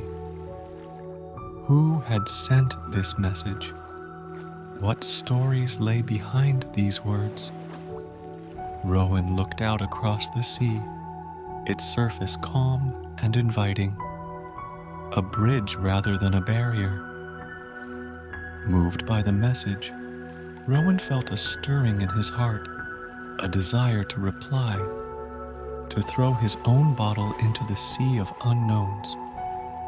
Perhaps it was the beginning of something beautiful, a dialogue carried by the waves, a connection formed not by sight, but by the shared wonder of the vast ocean that lay before him. With the bottle in hand, Rowan made his way back to the lighthouse, his mind alive with possibilities. The message from the sea had sparked a new light within him, illuminating paths of thought that had lain in shadow. Today, the lighthouse keeper had received a gift from the sea, a message that whispered of connections unseen but deeply felt, a beacon of hope in the boundless journey of life. In the sanctuary of the lighthouse, surrounded by the steadfast walls that had witnessed countless sunrises and sunsets, Rowan stood at his writing desk. The message from the sea lay before him, its words echoing in his mind, stirring a mixture of emotions and thoughts he hadn't expected to confront. The sea, in its vast and mysterious ways, had brought him an opportunity, a chance to reach out into the unknown and touch another soul, however distant. The decision to reply was made with a heart full of hope and a mind intrigued by the possibilities. Rowan chose a piece of parchment, similar to the one he had found, and dipped his pen into the inkwell. The task was simple, yet it felt monumental. How does one respond to a message that had traversed the unpredictable seas, to a person whose face he could not envision, whose voice he could not hear? He began with a greeting, imbued with the warmth he had felt upon reading the stranger's words. To the sender of the message that the sea has kindly delivered to my shore. Your words have found a home with me, a lighthouse keeper whose days are spent in the company of the horizon and the ceaseless whisper of the waves. Your message, a beacon in its own right, has crossed the vast expanse to bring us together, strangers yet connected by the sea's invisible threads. The sea, in its boundless wisdom, has shared your hopes and dreams with me, and in return, I offer you mine. I find solace in the solitude of my lighthouse, in the rhythmic dance of the beacon's light against the night sky, and in the eternal song of the waves. It is a life of quiet reflection, where the sea is both companion and confidant. Your words have stirred a curiosity within me, a desire to know more of the world beyond my shore, and to share the simple beauty of my existence with someone who understands the language of the sea. Let this reply serve as a bridge between our worlds, a testament to the power of the sea to unite and inspire. May this message find you as yours has found me, with a heart open to the mysteries of the sea and the connections it fosters among those willing to listen. Sincerely, Rowan, Keeper of the Light. With the letter written, Rowan carefully rolled the parchment and slid it into a bottle similar to the one he had found. He sealed it with a cork, ensuring its contents were protected from the elements. The act of sending a reply felt like casting a spell, an invocation of hope and the desire for connection in the vast emptiness. The next morning, under the soft light of dawn, Rowan made his way to the shore, the bottle cradled in his hands. The sea greeted him with its familiar song, the waves a gentle caress against the sand. He stood at the water's edge, looking out over the horizon, where sky and sea met in a tender embrace. With a deep breath, Rowan cast the bottle into the sea, watching as it was taken by the waves, carried away from the shore, and into the realm of possibilities. There was a sense of release, a relinquishing of control to the sea's whims. The bottle was now a vessel for his thoughts and feelings, a message entrusted to the vast ocean, with the hope that it would find its way to the person who had reached out through the void. As he watched the bottle disappear into the distance, Rowan felt a peaceful anticipation settle over him. He had taken a step into the unknown, guided by the belief in the sea's ability to connect and inspire. The wait for a reply, if one came, would be filled with the usual rhythms of his life. But now there was a new layer of wonder, a quiet excitement for what the tides might bring. Returning to the lighthouse, Rowan resumed his duties with a renewed sense of purpose. The solitude of the lighthouse was no longer just a space for reflection. It had become a beacon of hope, a point of connection in the vast network of lives touched by the sea. The reply, a simple message in a bottle, was a testament to the power of reaching out, of bridging distances with words and the shared love for the sea. Days melted into weeks, and the rhythm of Rowan's life at the lighthouse continued, marked by the ceaseless ebb and flow of the tides and the cyclical glow of the beacon.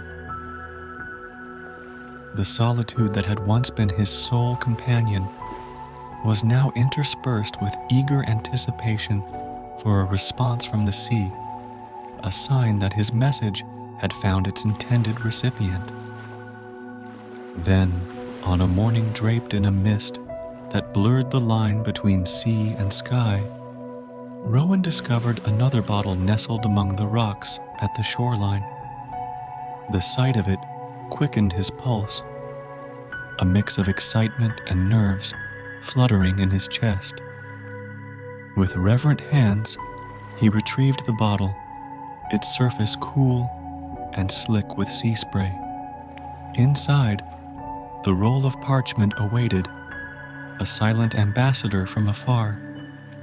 Back at the lighthouse, with the bottle carefully opened and the message unrolled, Rowan read the words penned by Ilara, the sender of the first message, and now his correspondent across the waves.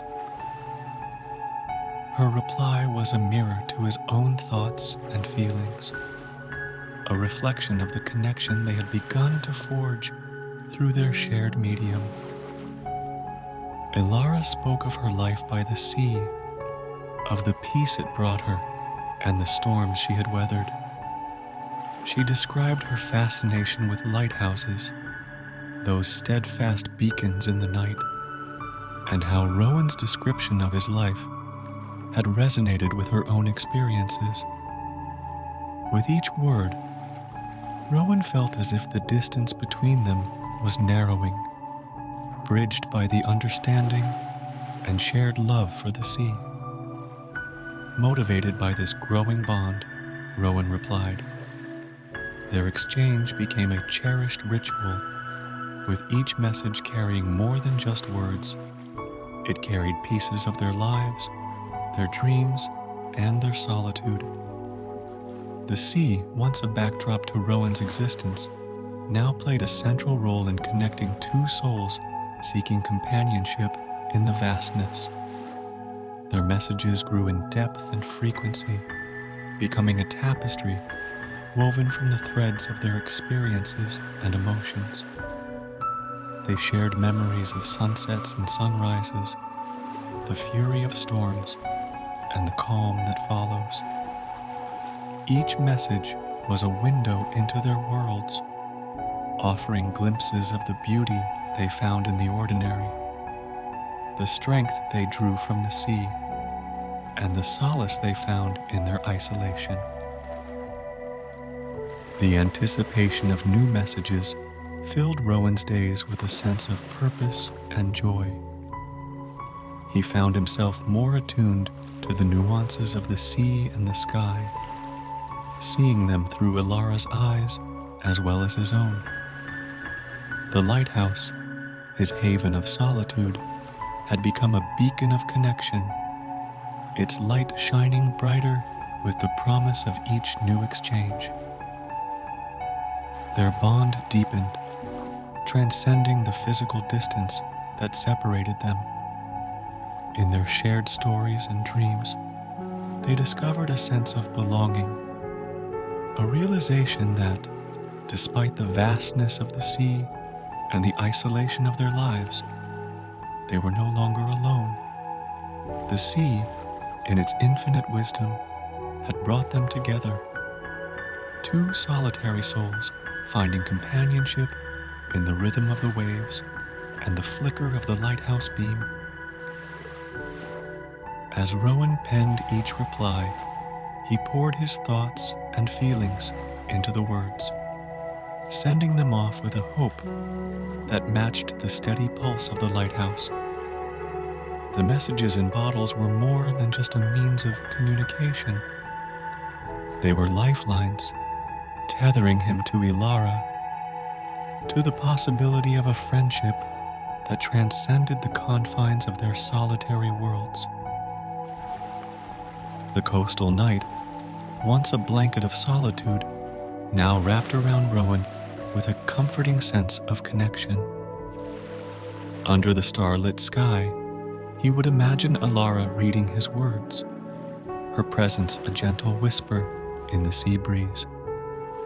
The lighthouse, standing tall against the backdrop of the night, was a testament to their growing bond, a symbol of hope and guidance in the ever-changing tides of life. The moon hung low in the sky, a silver orb casting its ethereal light over the sea, transforming the water into a shimmering expanse that stretched to the horizon. On this particular night, Rowan felt drawn to the shore, compelled by a sense of serenity and reflection that the moonlit scene evoked. The messages exchanged with Alara had become a beacon of hope, illuminating his solitary existence with the warmth of connection. With each step along the sandy shore, Rowan's thoughts meandered to the bond he and Alara had cultivated. The sea, under the moon's watchful eye, whispered secrets in a language only they seemed to understand, its gentle caress against the sand mirroring the soft touch of possibility. The world around him, bathed in the silver glow of the moon, seemed to pause, holding its breath in reverence of the moment. The soft crunch of sand beneath his feet was a comforting rhythm, a reminder of the earth's steadfast presence. Rowan's heart, usually so calm and measured, now danced with the waves, a symphony of emotions that he had not dared to explore before the arrival of Alara's first message. Their exchange had opened a door to a world where solitude was shared, not endured, where silence was a canvas for the whispered dreams of two solitary souls. As he walked, Rowan thought of Alara, of the words she had shared, and of the images those words had painted in his mind. He wondered about the shore she walked along, the sights and sounds that filled her days, and the thoughts that danced in her mind under the moon's glow. The distance between them, vast and unfathomable, seemed to shrink under the moon's tender gaze, as if the celestial body itself conspired to weave their separate strands into a single tapestry. The reflection of the moon on the water was a path, a silver road that seemed to lead directly to Alara, bridging the gap between their worlds. Rowan imagined sending his thoughts along this luminous trail, messages of hope and companionship that traveled on beams of moonlight. In his heart, he felt a deepening connection, a kinship that went beyond words, rooted in the shared love for the sea and the solace it provided. The night air was cool against his skin, a gentle reminder of the passing of time, of the ebb and flow of life itself.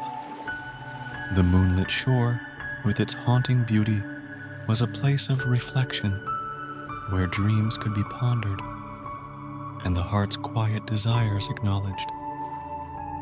Rowan allowed himself to dream, to hope for a future where the distance between him and Alara was not just bridged by messages and bottles, but by their presence in each other's lives.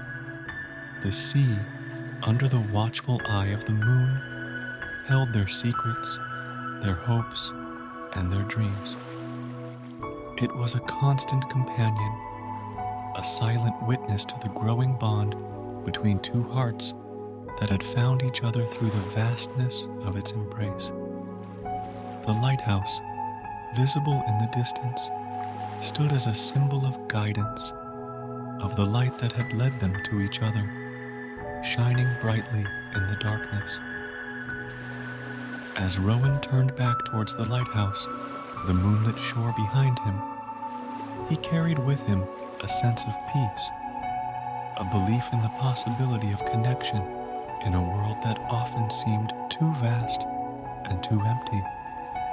The messages exchanged with Alara were more than just words. They were a promise, a testament to the power of hope and the enduring light of the human spirit. In the serene beauty of the night, under the glow of the moon, Rowan felt closer to Alara than ever before, their souls intertwined by the magic of the sea and the whisper of the waves. As the seasons changed, so too did the mood of the sea, reflecting the ever-shifting patterns of life itself. Rowan, ever the vigilant keeper, had witnessed many a storm from the safety of his lighthouse, each one a reminder of the sea's formidable power and unpredictable nature.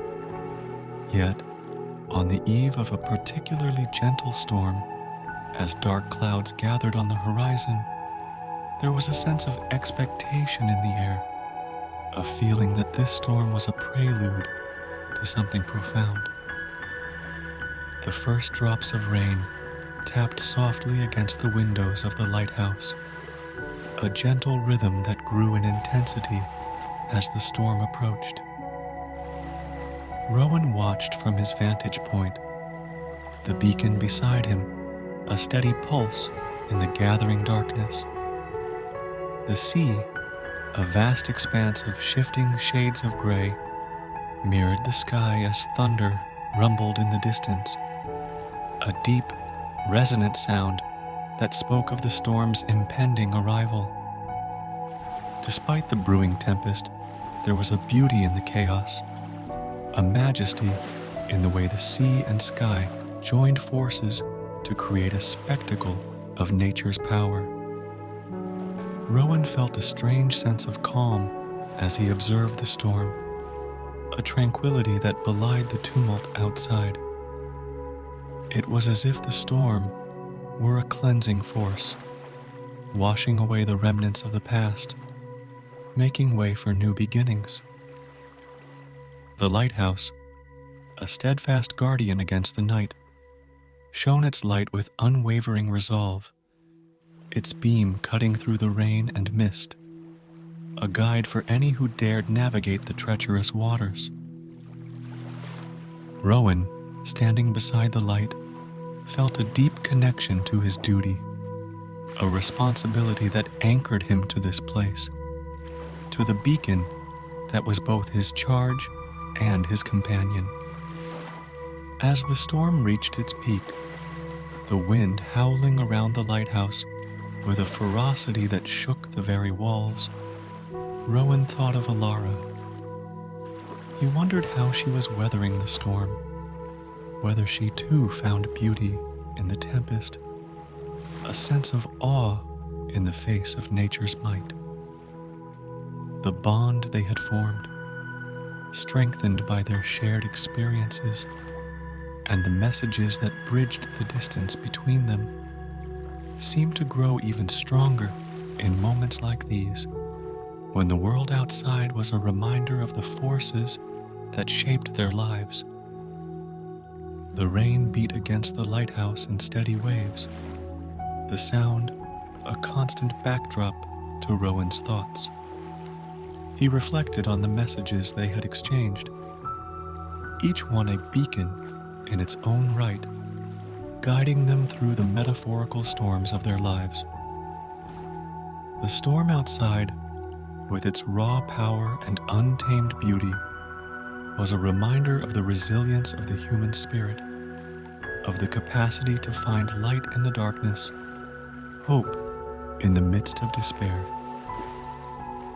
As dawn broke, the storm receded, leaving in its wake a world washed clean, its edges softened by the rain.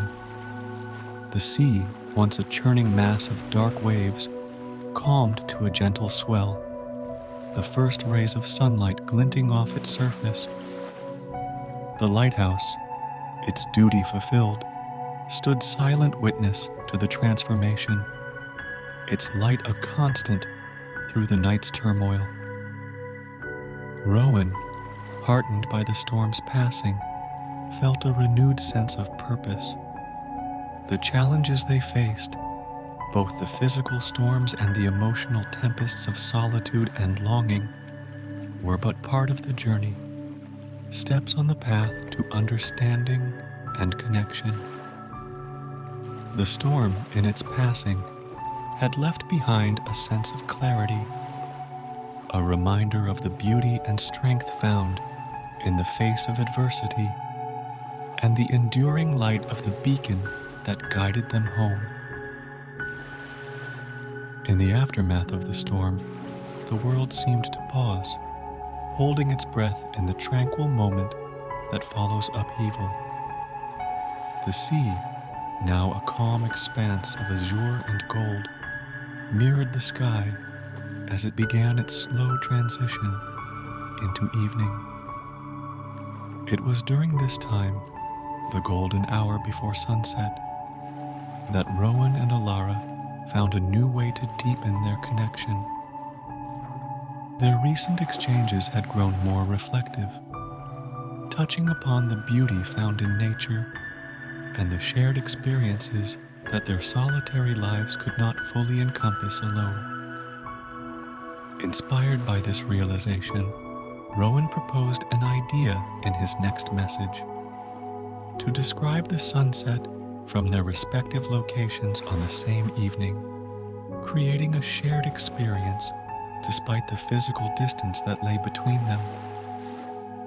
As the appointed day arrived, Rowan prepared with a sense of anticipation he had not felt in years.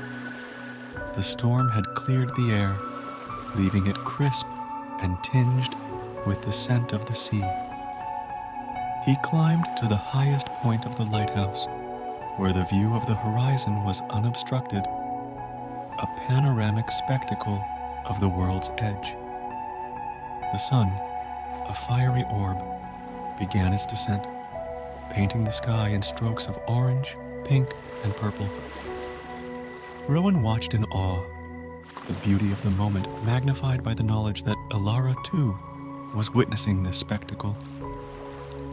He took note of every detail, the way the light reflected off the waves, the patterns of the clouds, and the deepening colors as the sun dipped lower. Meanwhile, Alara, from her vantage point, embraced the same ritual. Though Rowan could not see her or know exactly where she stood, he felt a profound connection to her through the shared act of witnessing. As the sun set, casting its last rays of light, they were together in spirit, two souls connected by the vast canvas of the sky. The descriptions they exchanged afterward were vivid and heartfelt, each capturing not just the visual splendor of the sunset, but the emotional resonance it held. Rowan described the lighthouse's silhouette against the fiery sky, the beacon's light a steady pulse in the encroaching dusk. Alara wrote of the reflections on the water from her side of the world, the colors blending into a masterpiece of nature's artistry. This exchange marked a turning point in their correspondence, transforming it from a series of messages into a shared experience that transcended the physical barriers between them.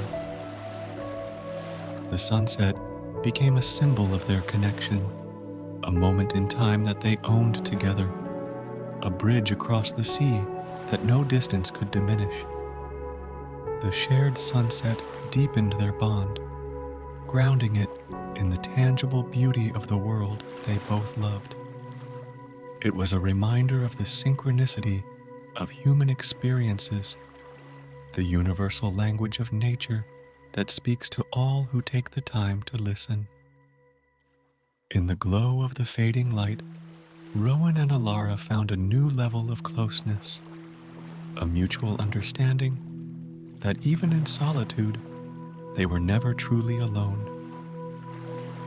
As night fell and the stars began to twinkle in the vast dome of the sky, Rowan felt a profound sense of peace. The shared sunset had not only bridged the distance between them, but had also illuminated the path forward, a journey of discovery and connection guided by the ever-present light of the lighthouse and the endless cycle of day and night that binds all of humanity. The coastal village, nestled between the embrace of the sea and the sheltering arms of the cliffs, had long upheld a tradition that bound its inhabitants together, a festival celebrating the lighthouse and its keeper. This annual event, awaited with eager anticipation, was a time for the community to gather, share stories, and pay homage to the beacon that had guided sailors safely home through countless generations. For Rowan, the lighthouse was not just a home or a duty. It was a part of his very soul. The upcoming festival, therefore, held a special significance. It was an opportunity to open his world to the villagers, sharing the beauty and solitude of his existence with those who respected and valued the lighthouse's steadfast presence. As the day of the festival dawned, the village buzzed with activity. Decorations in hues of blue and white, reflecting the colors of the sea and sky, adorned the streets and homes. Laughter and music filled the air, a testament to the community's spirit and camaraderie. Rowan, taking a rare break from his duties, descended from the lighthouse to join the festivities. The villagers greeted him with warmth and respect, expressions of gratitude for his silent vigil over their safety. The festival was a rare occasion for Rowan to immerse himself in the village's life, a contrast to his usual solitude. Stalls lined the pathways, offering everything from seafood caught fresh from the sea to handmade crafts inspired by the lighthouse and its surroundings. Children ran about, their faces painted with images of waves and ships, their laughter a melody carried on the sea breeze. As the sun began to set, painting the sky in a palette of vibrant colors, the festival reached its zenith. A path of lanterns, lit one by one, led from the village to the base of the lighthouse, a river of light guiding the way. The villagers, Rowan among them, followed this luminous trail, their faces illuminated by the soft glow. The lighthouse, usually a solitary figure against the sky, stood proudly as the festival's centerpiece. For this night, it was adorned with strings of lights that mirrored the stars above, a beacon of joy and celebration. The light from the tower, always a symbol of guidance and safety, took on a new meaning. It was a symbol of unity, of the shared bond between Rowan and the people whose lives were intertwined with the sea. As the festivities continued into the night, with music echoing against the cliffs and the ocean's rhythm providing a natural harmony, Rowan found himself swept up in the joy of the moment.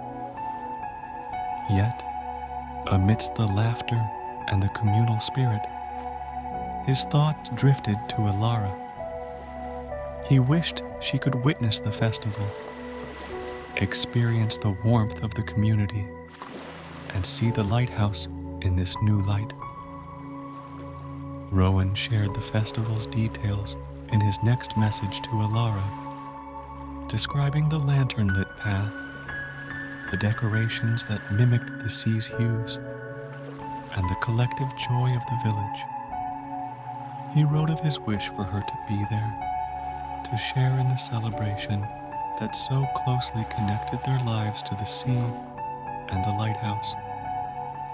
The Lighthouse Festival, with its blend of tradition and communal joy, was a reminder of the ties that bind us to each other and to the world around us. For Rowan, it was a night of light and laughter, a rare departure from solitude that deepened his appreciation for the community and the role he played within it.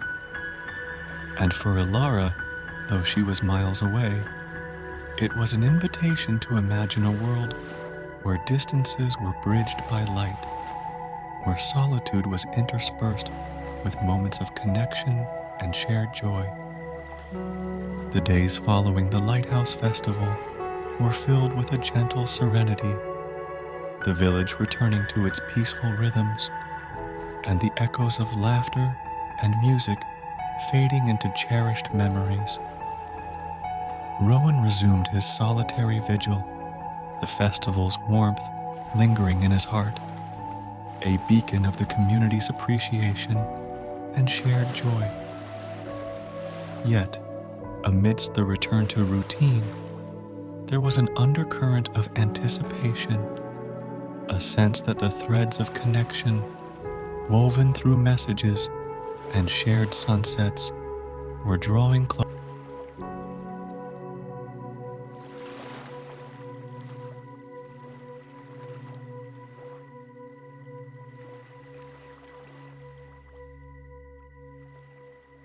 The enchanting trek, in the heart of a lush and tranquil landscape, lies Silent Valley, a hidden gem nestled among the majestic mountains and dense rainforests. This enchanting sanctuary is a haven for those seeking solace and a chance to immerse themselves in the wonders of nature. The valley is a tapestry of vibrant colors, with emerald green foliage, crystal clear streams, and a symphony of birdsong that fills the air. Our story follows the journey of Lila, a nature enthusiast who yearns to escape the chaos of city life and find peace in the embrace of the great outdoors. Lila has always been drawn to the mysteries of the rainforest, and Silent Valley has long been on her list of must-visit destinations. As Lila sets foot in the valley, she is immediately struck by the serenity that envelops her. The gentle patter of rain against the lush canopy creates a soothing melody, and the fresh, earthy scent of the rainforest fills her lungs. She takes a deep breath, allowing the tranquility to wash over her, and feels the stress of her everyday life begin to melt away. With each step deeper into the forest, Lila's senses come alive. The soft, spongy ground beneath her feet is a reminder of the rich ecosystem that thrives in the valley. The towering trees, with their gnarled trunks and sprawling branches, create a natural cathedral that inspires a sense of awe and reverence. As she walks along the well-maintained trails, Lila's mind begins to wander, and she reflects on the beauty and importance of preserving such pristine environments. She feels a deep connection to the earth and a renewed appreciation for the delicate balance of life that exists within the rainforest.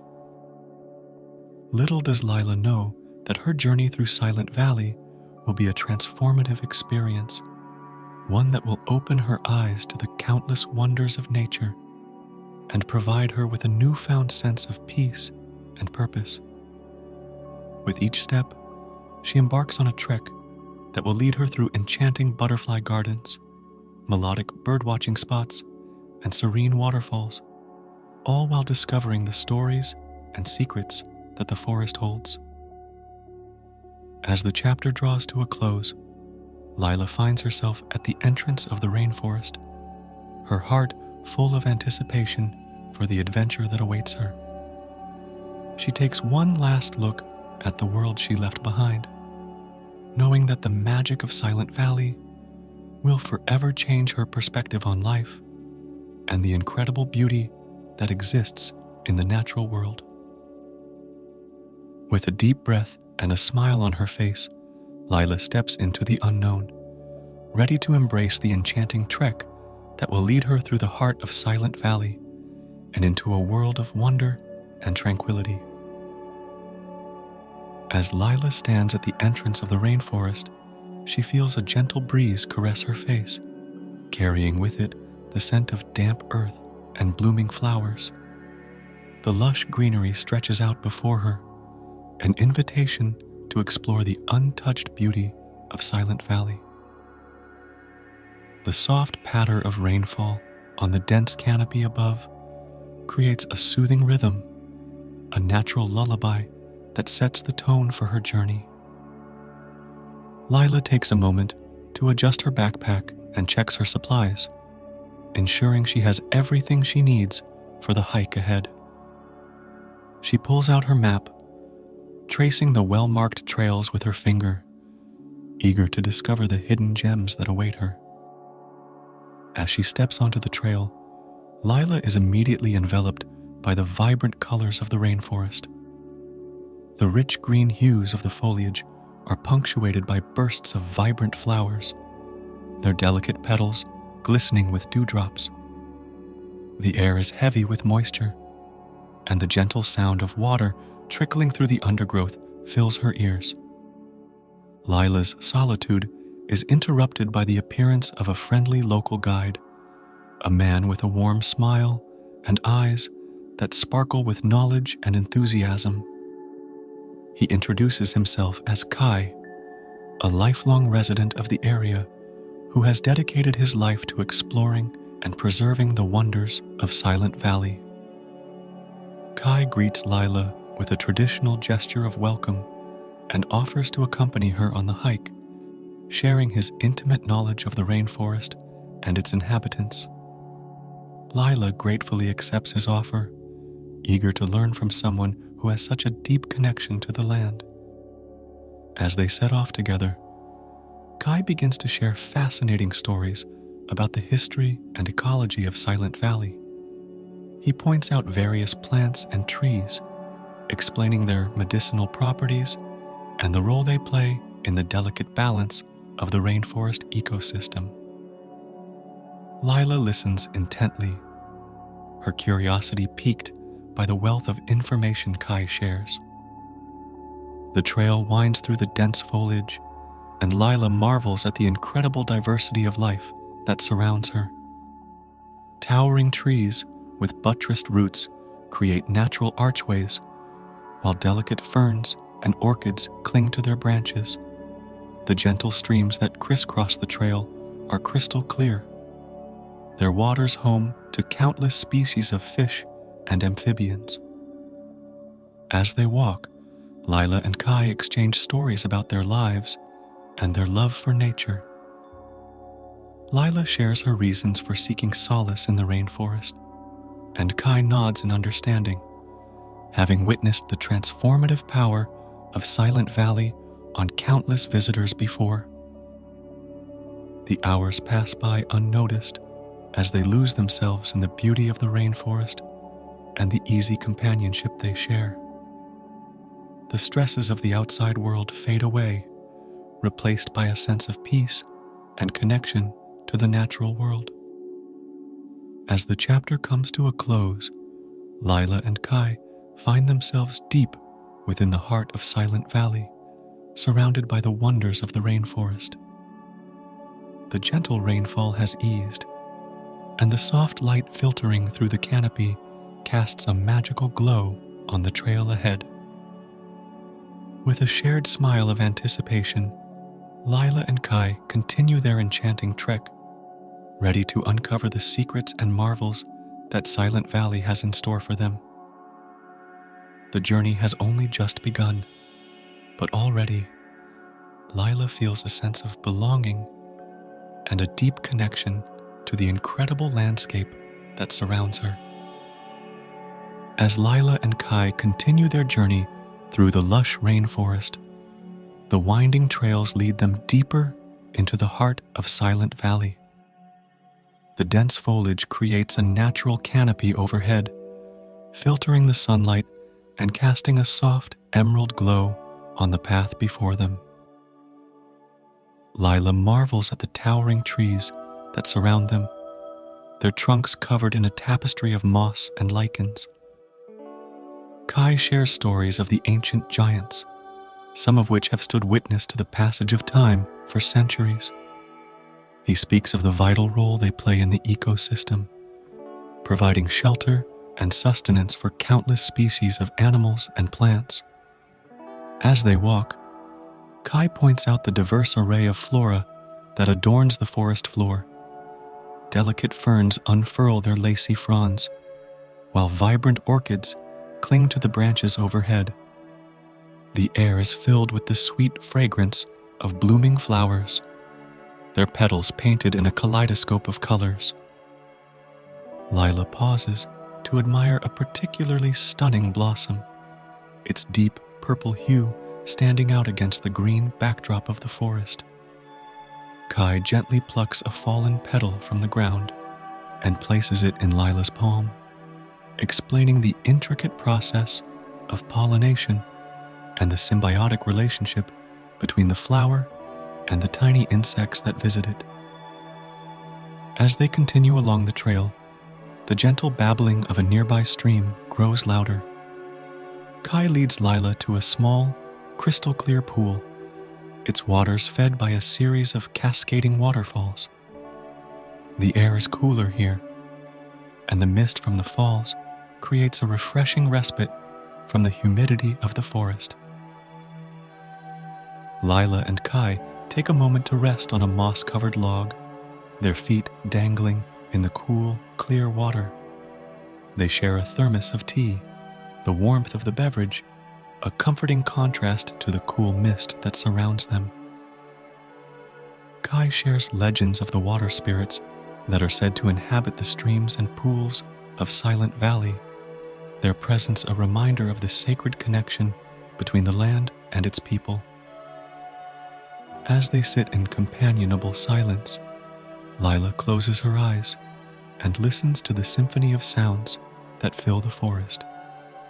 The gentle rustling of leaves in the breeze, the distant calls of exotic birds, and the soft trickling of water create a natural melody that soothes her soul. Feeling refreshed and rejuvenated, Lila and Kai continue their trek along the winding trails. The path leads them through a series of gentle inclines and declines, the terrain a perfect balance of challenge and ease. Lila's muscles feel alive with the exertion, her body grateful for the opportunity to move and explore. As the chapter draws to a close, Lila and Kai find themselves in a particularly enchanting section of the forest. The trail opens up into a small clearing, where shafts of golden sunlight break through the canopy, casting a magical glow on the scene before them. In the center of the clearing, a majestic tree stands tall, its branches reaching out like welcoming arms. Kai explains that this tree is known as the heart of the forest, a sacred symbol of the interconnectedness of all life in Silent Valley. Lila places her hand on the rough bark of the tree, feeling a deep sense of connection and reverence. She realizes that the winding trails of Silent Valley are more than just a physical journey. They are a path to inner peace, a reminder of the beauty and resilience of the natural world. With a shared smile of understanding, Lila and Kai continue their trek, their hearts full of gratitude for the wonders that surround them. The enchanting trek through Silent Valley has only just begun, but already Lila feels a profound sense of belonging and a renewed appreciation for the incredible tapestry of life that exists within the rainforest. As Lila and Kai continue their enchanting trek through Silent Valley, they come across a hidden gem nestled deep within the rainforest, a breathtaking butterfly garden. The moment they step into the clearing, Lila's eyes widen in wonder at the sight before her. A kaleidoscope of colors fills the air as countless butterflies flutter and dance around them. The delicate creatures come in every imaginable hue, from vibrant oranges and deep blues to shimmering golds and iridescent greens. The sun's rays filter through the canopy, casting a warm glow on the scene and making the butterfly's wings sparkle like precious jewels. Kai leads Lila along a narrow path that winds through the garden, pointing out the different species of butterflies that call this sanctuary home. He shares fascinating stories about their life cycles, from the tiny eggs to the striking chrysalises that hang like delicate ornaments from the undergrowth. Lila watches in awe as a particularly large butterfly, its wings a stunning pattern of black and electric blue, alights on a nearby flower. Kai explains that this is the rare blue morpho, a species known for its incredible size and vibrant coloration. Lila marvels at the intricate details of its wings, each scale a masterpiece of nature's artistry. As they walk, Kai shares the importance of the butterfly garden as a haven for these delicate creatures. He explains how the garden provides a safe space for the butterflies to feed, mate, and lay their eggs, away from the threats of predators and habitat loss. Lila learns about the crucial role that butterflies play in the ecosystem, acting as pollinators and indicators of the health of the environment. She feels a deep sense of respect and admiration for these tiny yet vital creatures. The air in the butterfly garden is filled with a gentle humming, the sound of countless wings beating in unison. Lila closes her eyes and takes a deep breath, inhaling the sweet scent of the flowers that bloom around them. She feels a sense of peace and tranquility wash over her, as if the butterfly's gentle presence has a calming effect on her soul.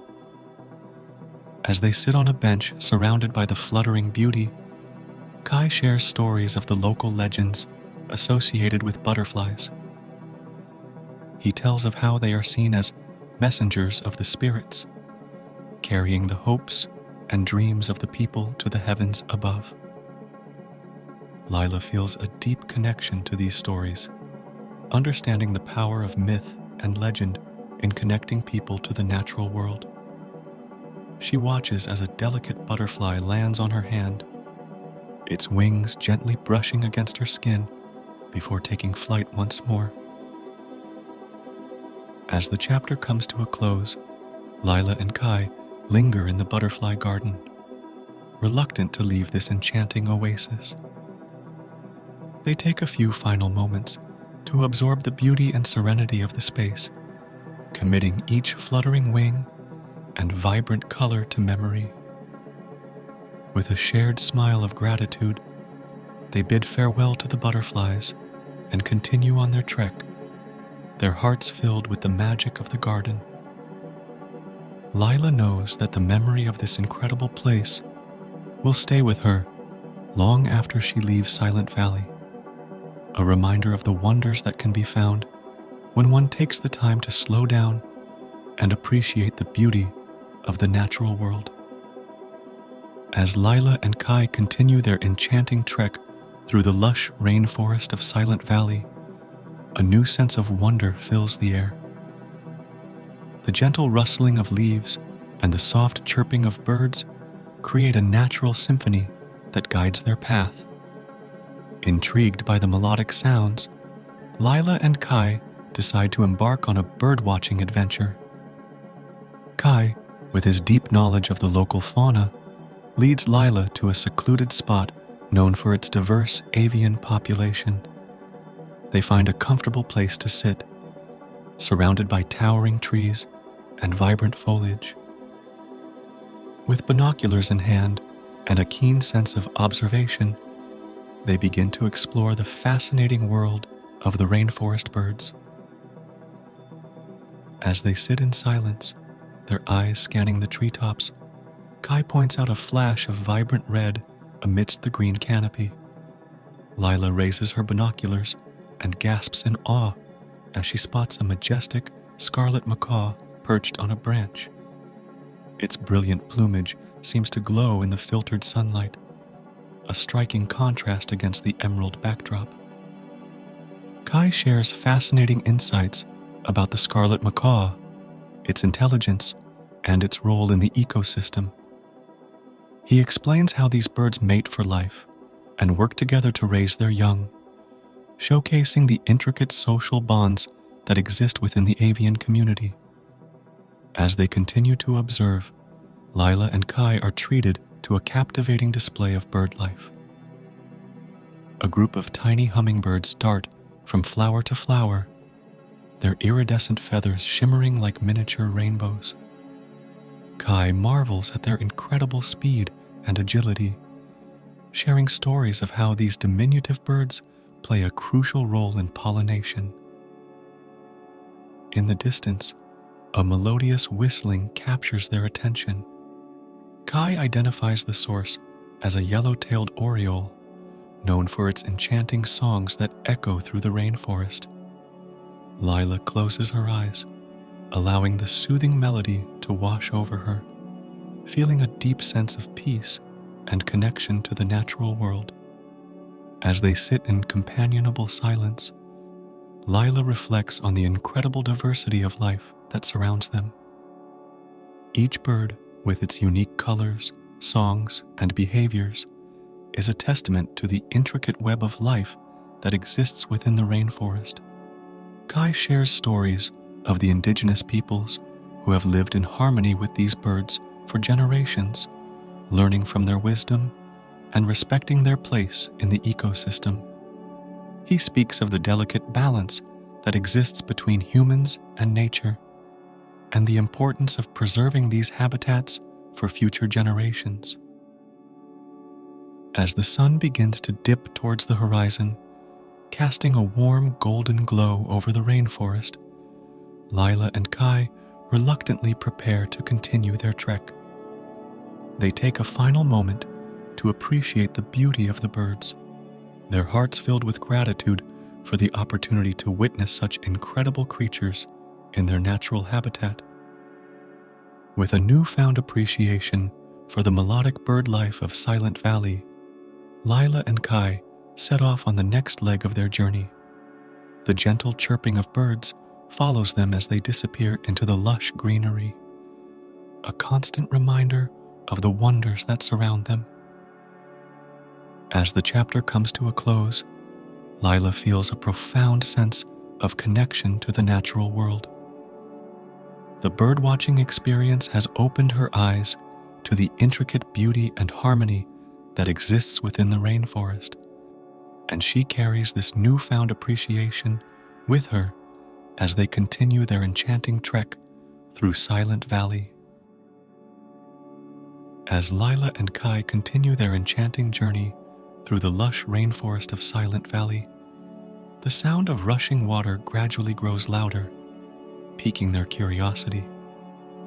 Kai, with a knowing smile, leads Lila down a hidden path that winds through the dense foliage. The air grows cooler as they approach, and a fine mist dances in the sunbeams that filter through the canopy. Rounding a bend, they suddenly find themselves standing before a breathtaking sight, a majestic waterfall cascading down the face of a moss-covered cliff. The water tumbles over the rocky ledge, creating a mesmerizing display of power and beauty. The mist rising from the base of the falls creates a shimmering veil that casts a magical glow on the surrounding vegetation. Lila stands in awe, her eyes widening as she takes in the incredible spectacle before her. The roar of the water fills her ears, drowning out all other sounds and creating a sense of peaceful isolation. She feels a deep sense of connection to the raw beauty of nature, and a wave of tranquility washes over her. Kai leads Lila to a flat rock that juts out near the base of the waterfall, offering the perfect spot to sit and marvel at the magnificent sight. They remove their backpacks and take a moment to simply be present, allowing the mist to gently kiss their skin and the thundering sound of the water to fill their souls. As they sit in companionable silence, Kai shares stories of the waterfall's significance to the local people.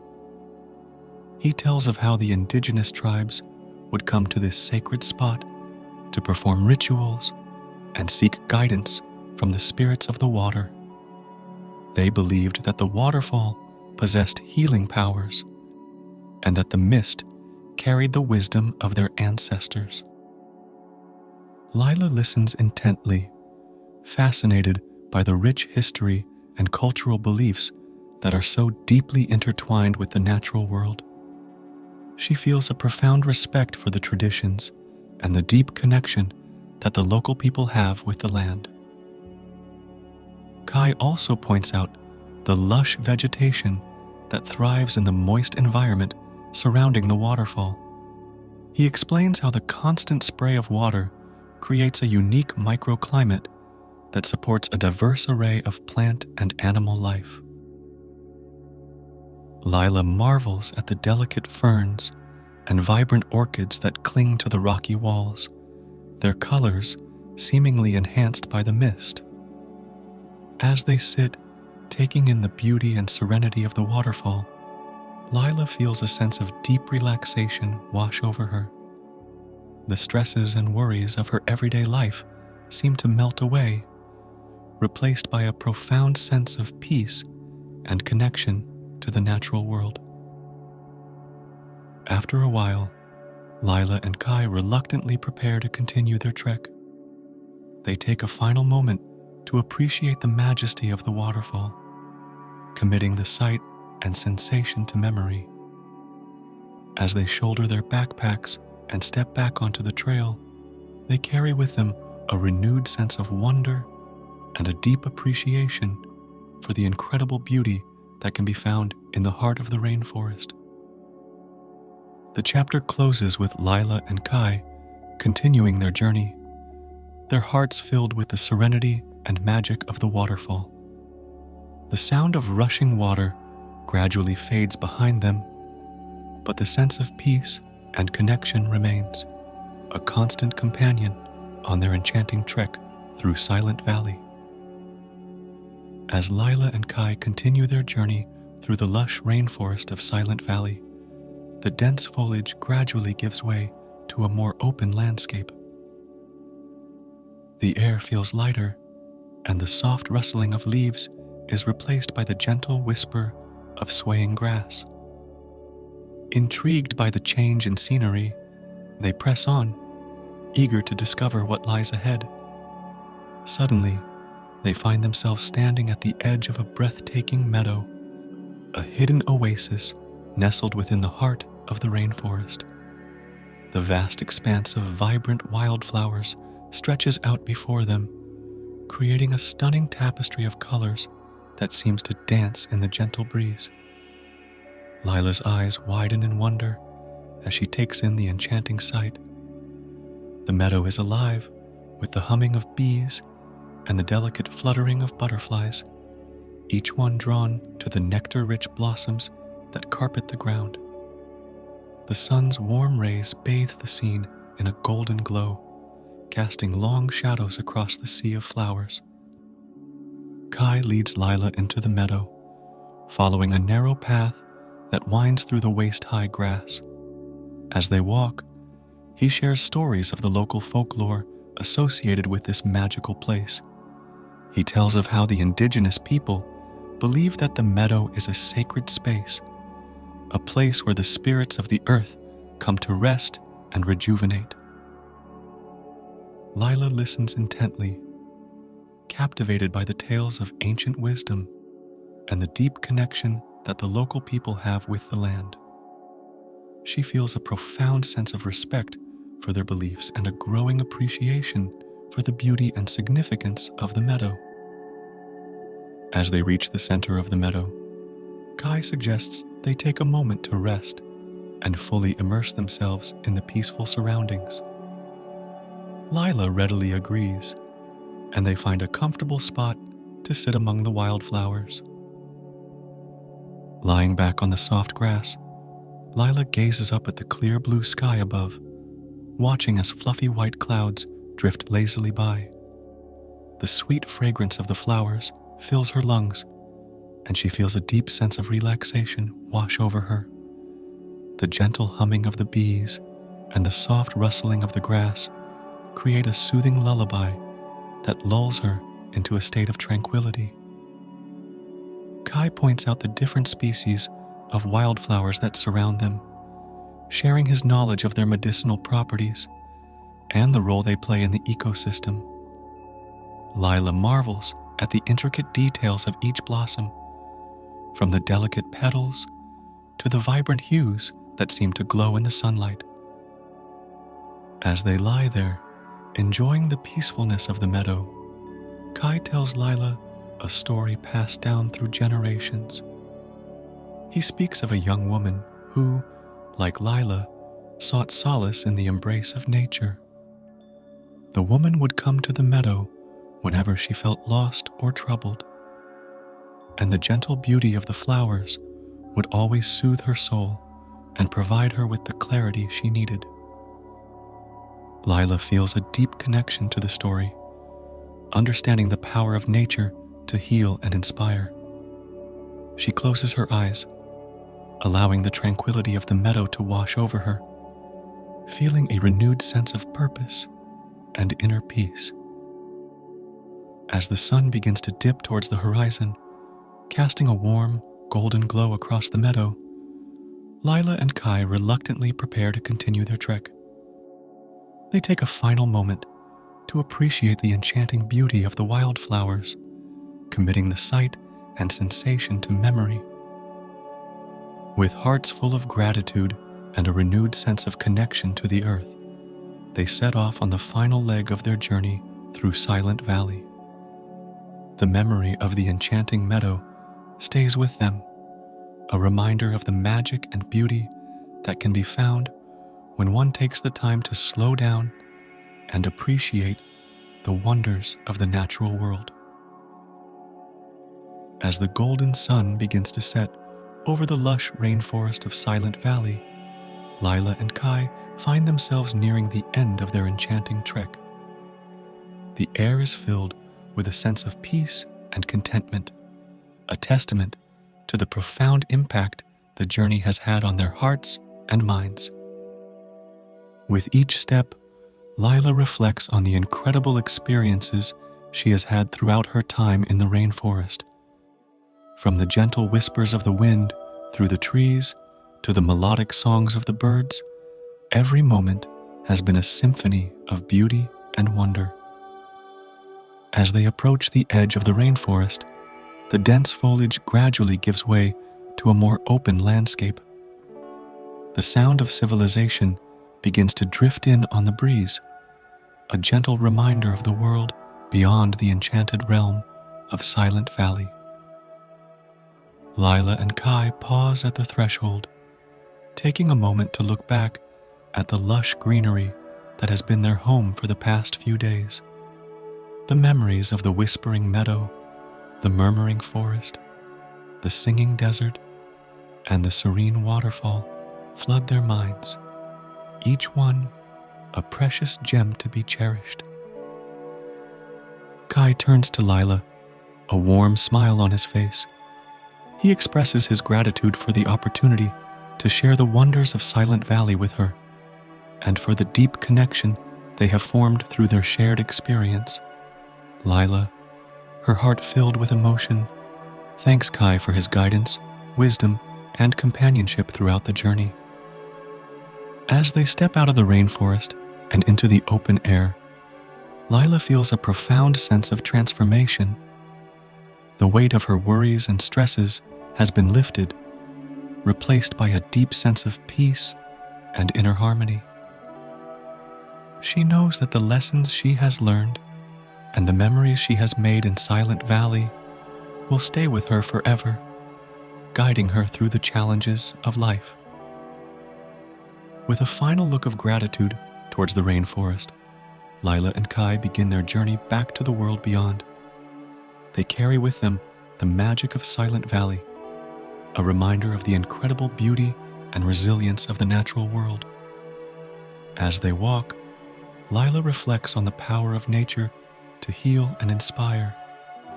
She realizes that the true journey was not just the physical trek through the rainforest, but the internal journey of self-discovery and growth.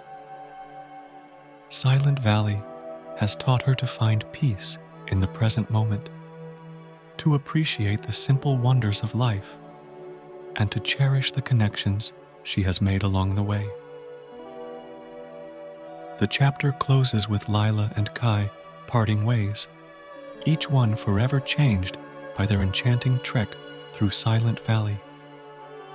Lila knows that whenever she needs to find solace and inspiration, she can close her eyes and return to the gentle whispers of the rainforest, the melody of the birds, and the tranquility of the waterfalls. With a heart full of gratitude and a renewed sense of purpose, Lila steps forward into the world, ready to embrace the beauty and challenges of life with the same sense of wonder and resilience she found in the heart of Silent Valley. And so, the enchanting trek through Silent Valley comes to an end, but the magic and memories will live on forever, a testament to the incredible power of nature to transform and inspire the human spirit. Thank you for allowing Fireside Fables to be a part of your journey tonight. We hope our story has gently guided you to the gates of dreamland, wrapping you in the comfort of tales told by the fireside's warm glow. For those of you who might still be seeking the embrace of sleep, stay with us a little longer. A calm, meditative peace will follow shortly, designed to ease you into a restful slumber under the watchful care of the night's peaceful embrace. Remember, the path to dreamland is always here, lit by the soft light of our fireside tales. May you find tranquility, peace, and the sweetest of dreams. Until next time, good night, and let the gentle rhythm of the night cradle you to sleep. Close your eyes and settle into a comfortable position. Whether you're lying down or seated, allow your body to relax completely. Take a deep breath in, filling your lungs with air, and then gently exhale, releasing all the tension from your body. This meditation will guide you into a deep, restful sleep. As you follow along, let my words be the gentle waves that guide you into the peaceful embrace of slumber. Begin by focusing on your breath. Feel the natural rhythm of your inhale and exhale. With every breath, imagine a wave of relaxation sweeping over your body. Starting from the top of your head, let this wave of calm flow down to your toes, relaxing each part of your body one by one. Now, bring your attention to your mind. Visualize your thoughts like leaves floating on a gentle stream, drifting further away with each breath. There's nothing for you to do right now, nowhere you need to be, except right here in this moment of peace. As your body sinks deeper into relaxation, imagine a soft, warm light enveloping you. This light brings with it a deep sense of calm, filling every corner of your being.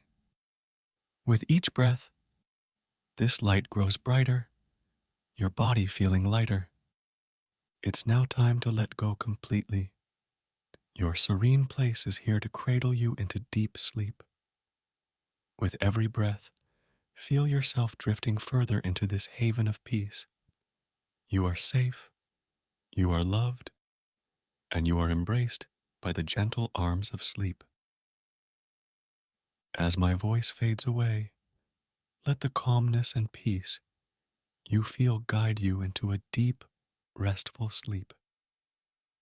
Your body knows what it needs, and it's time to surrender to the soothing rhythm of your breath, to the quiet of your mind, and to the warmth of your peaceful place. Release all hold on consciousness and allow yourself to sink into the depths of sleep. Here, in this space, healing and rejuvenation happen effortlessly.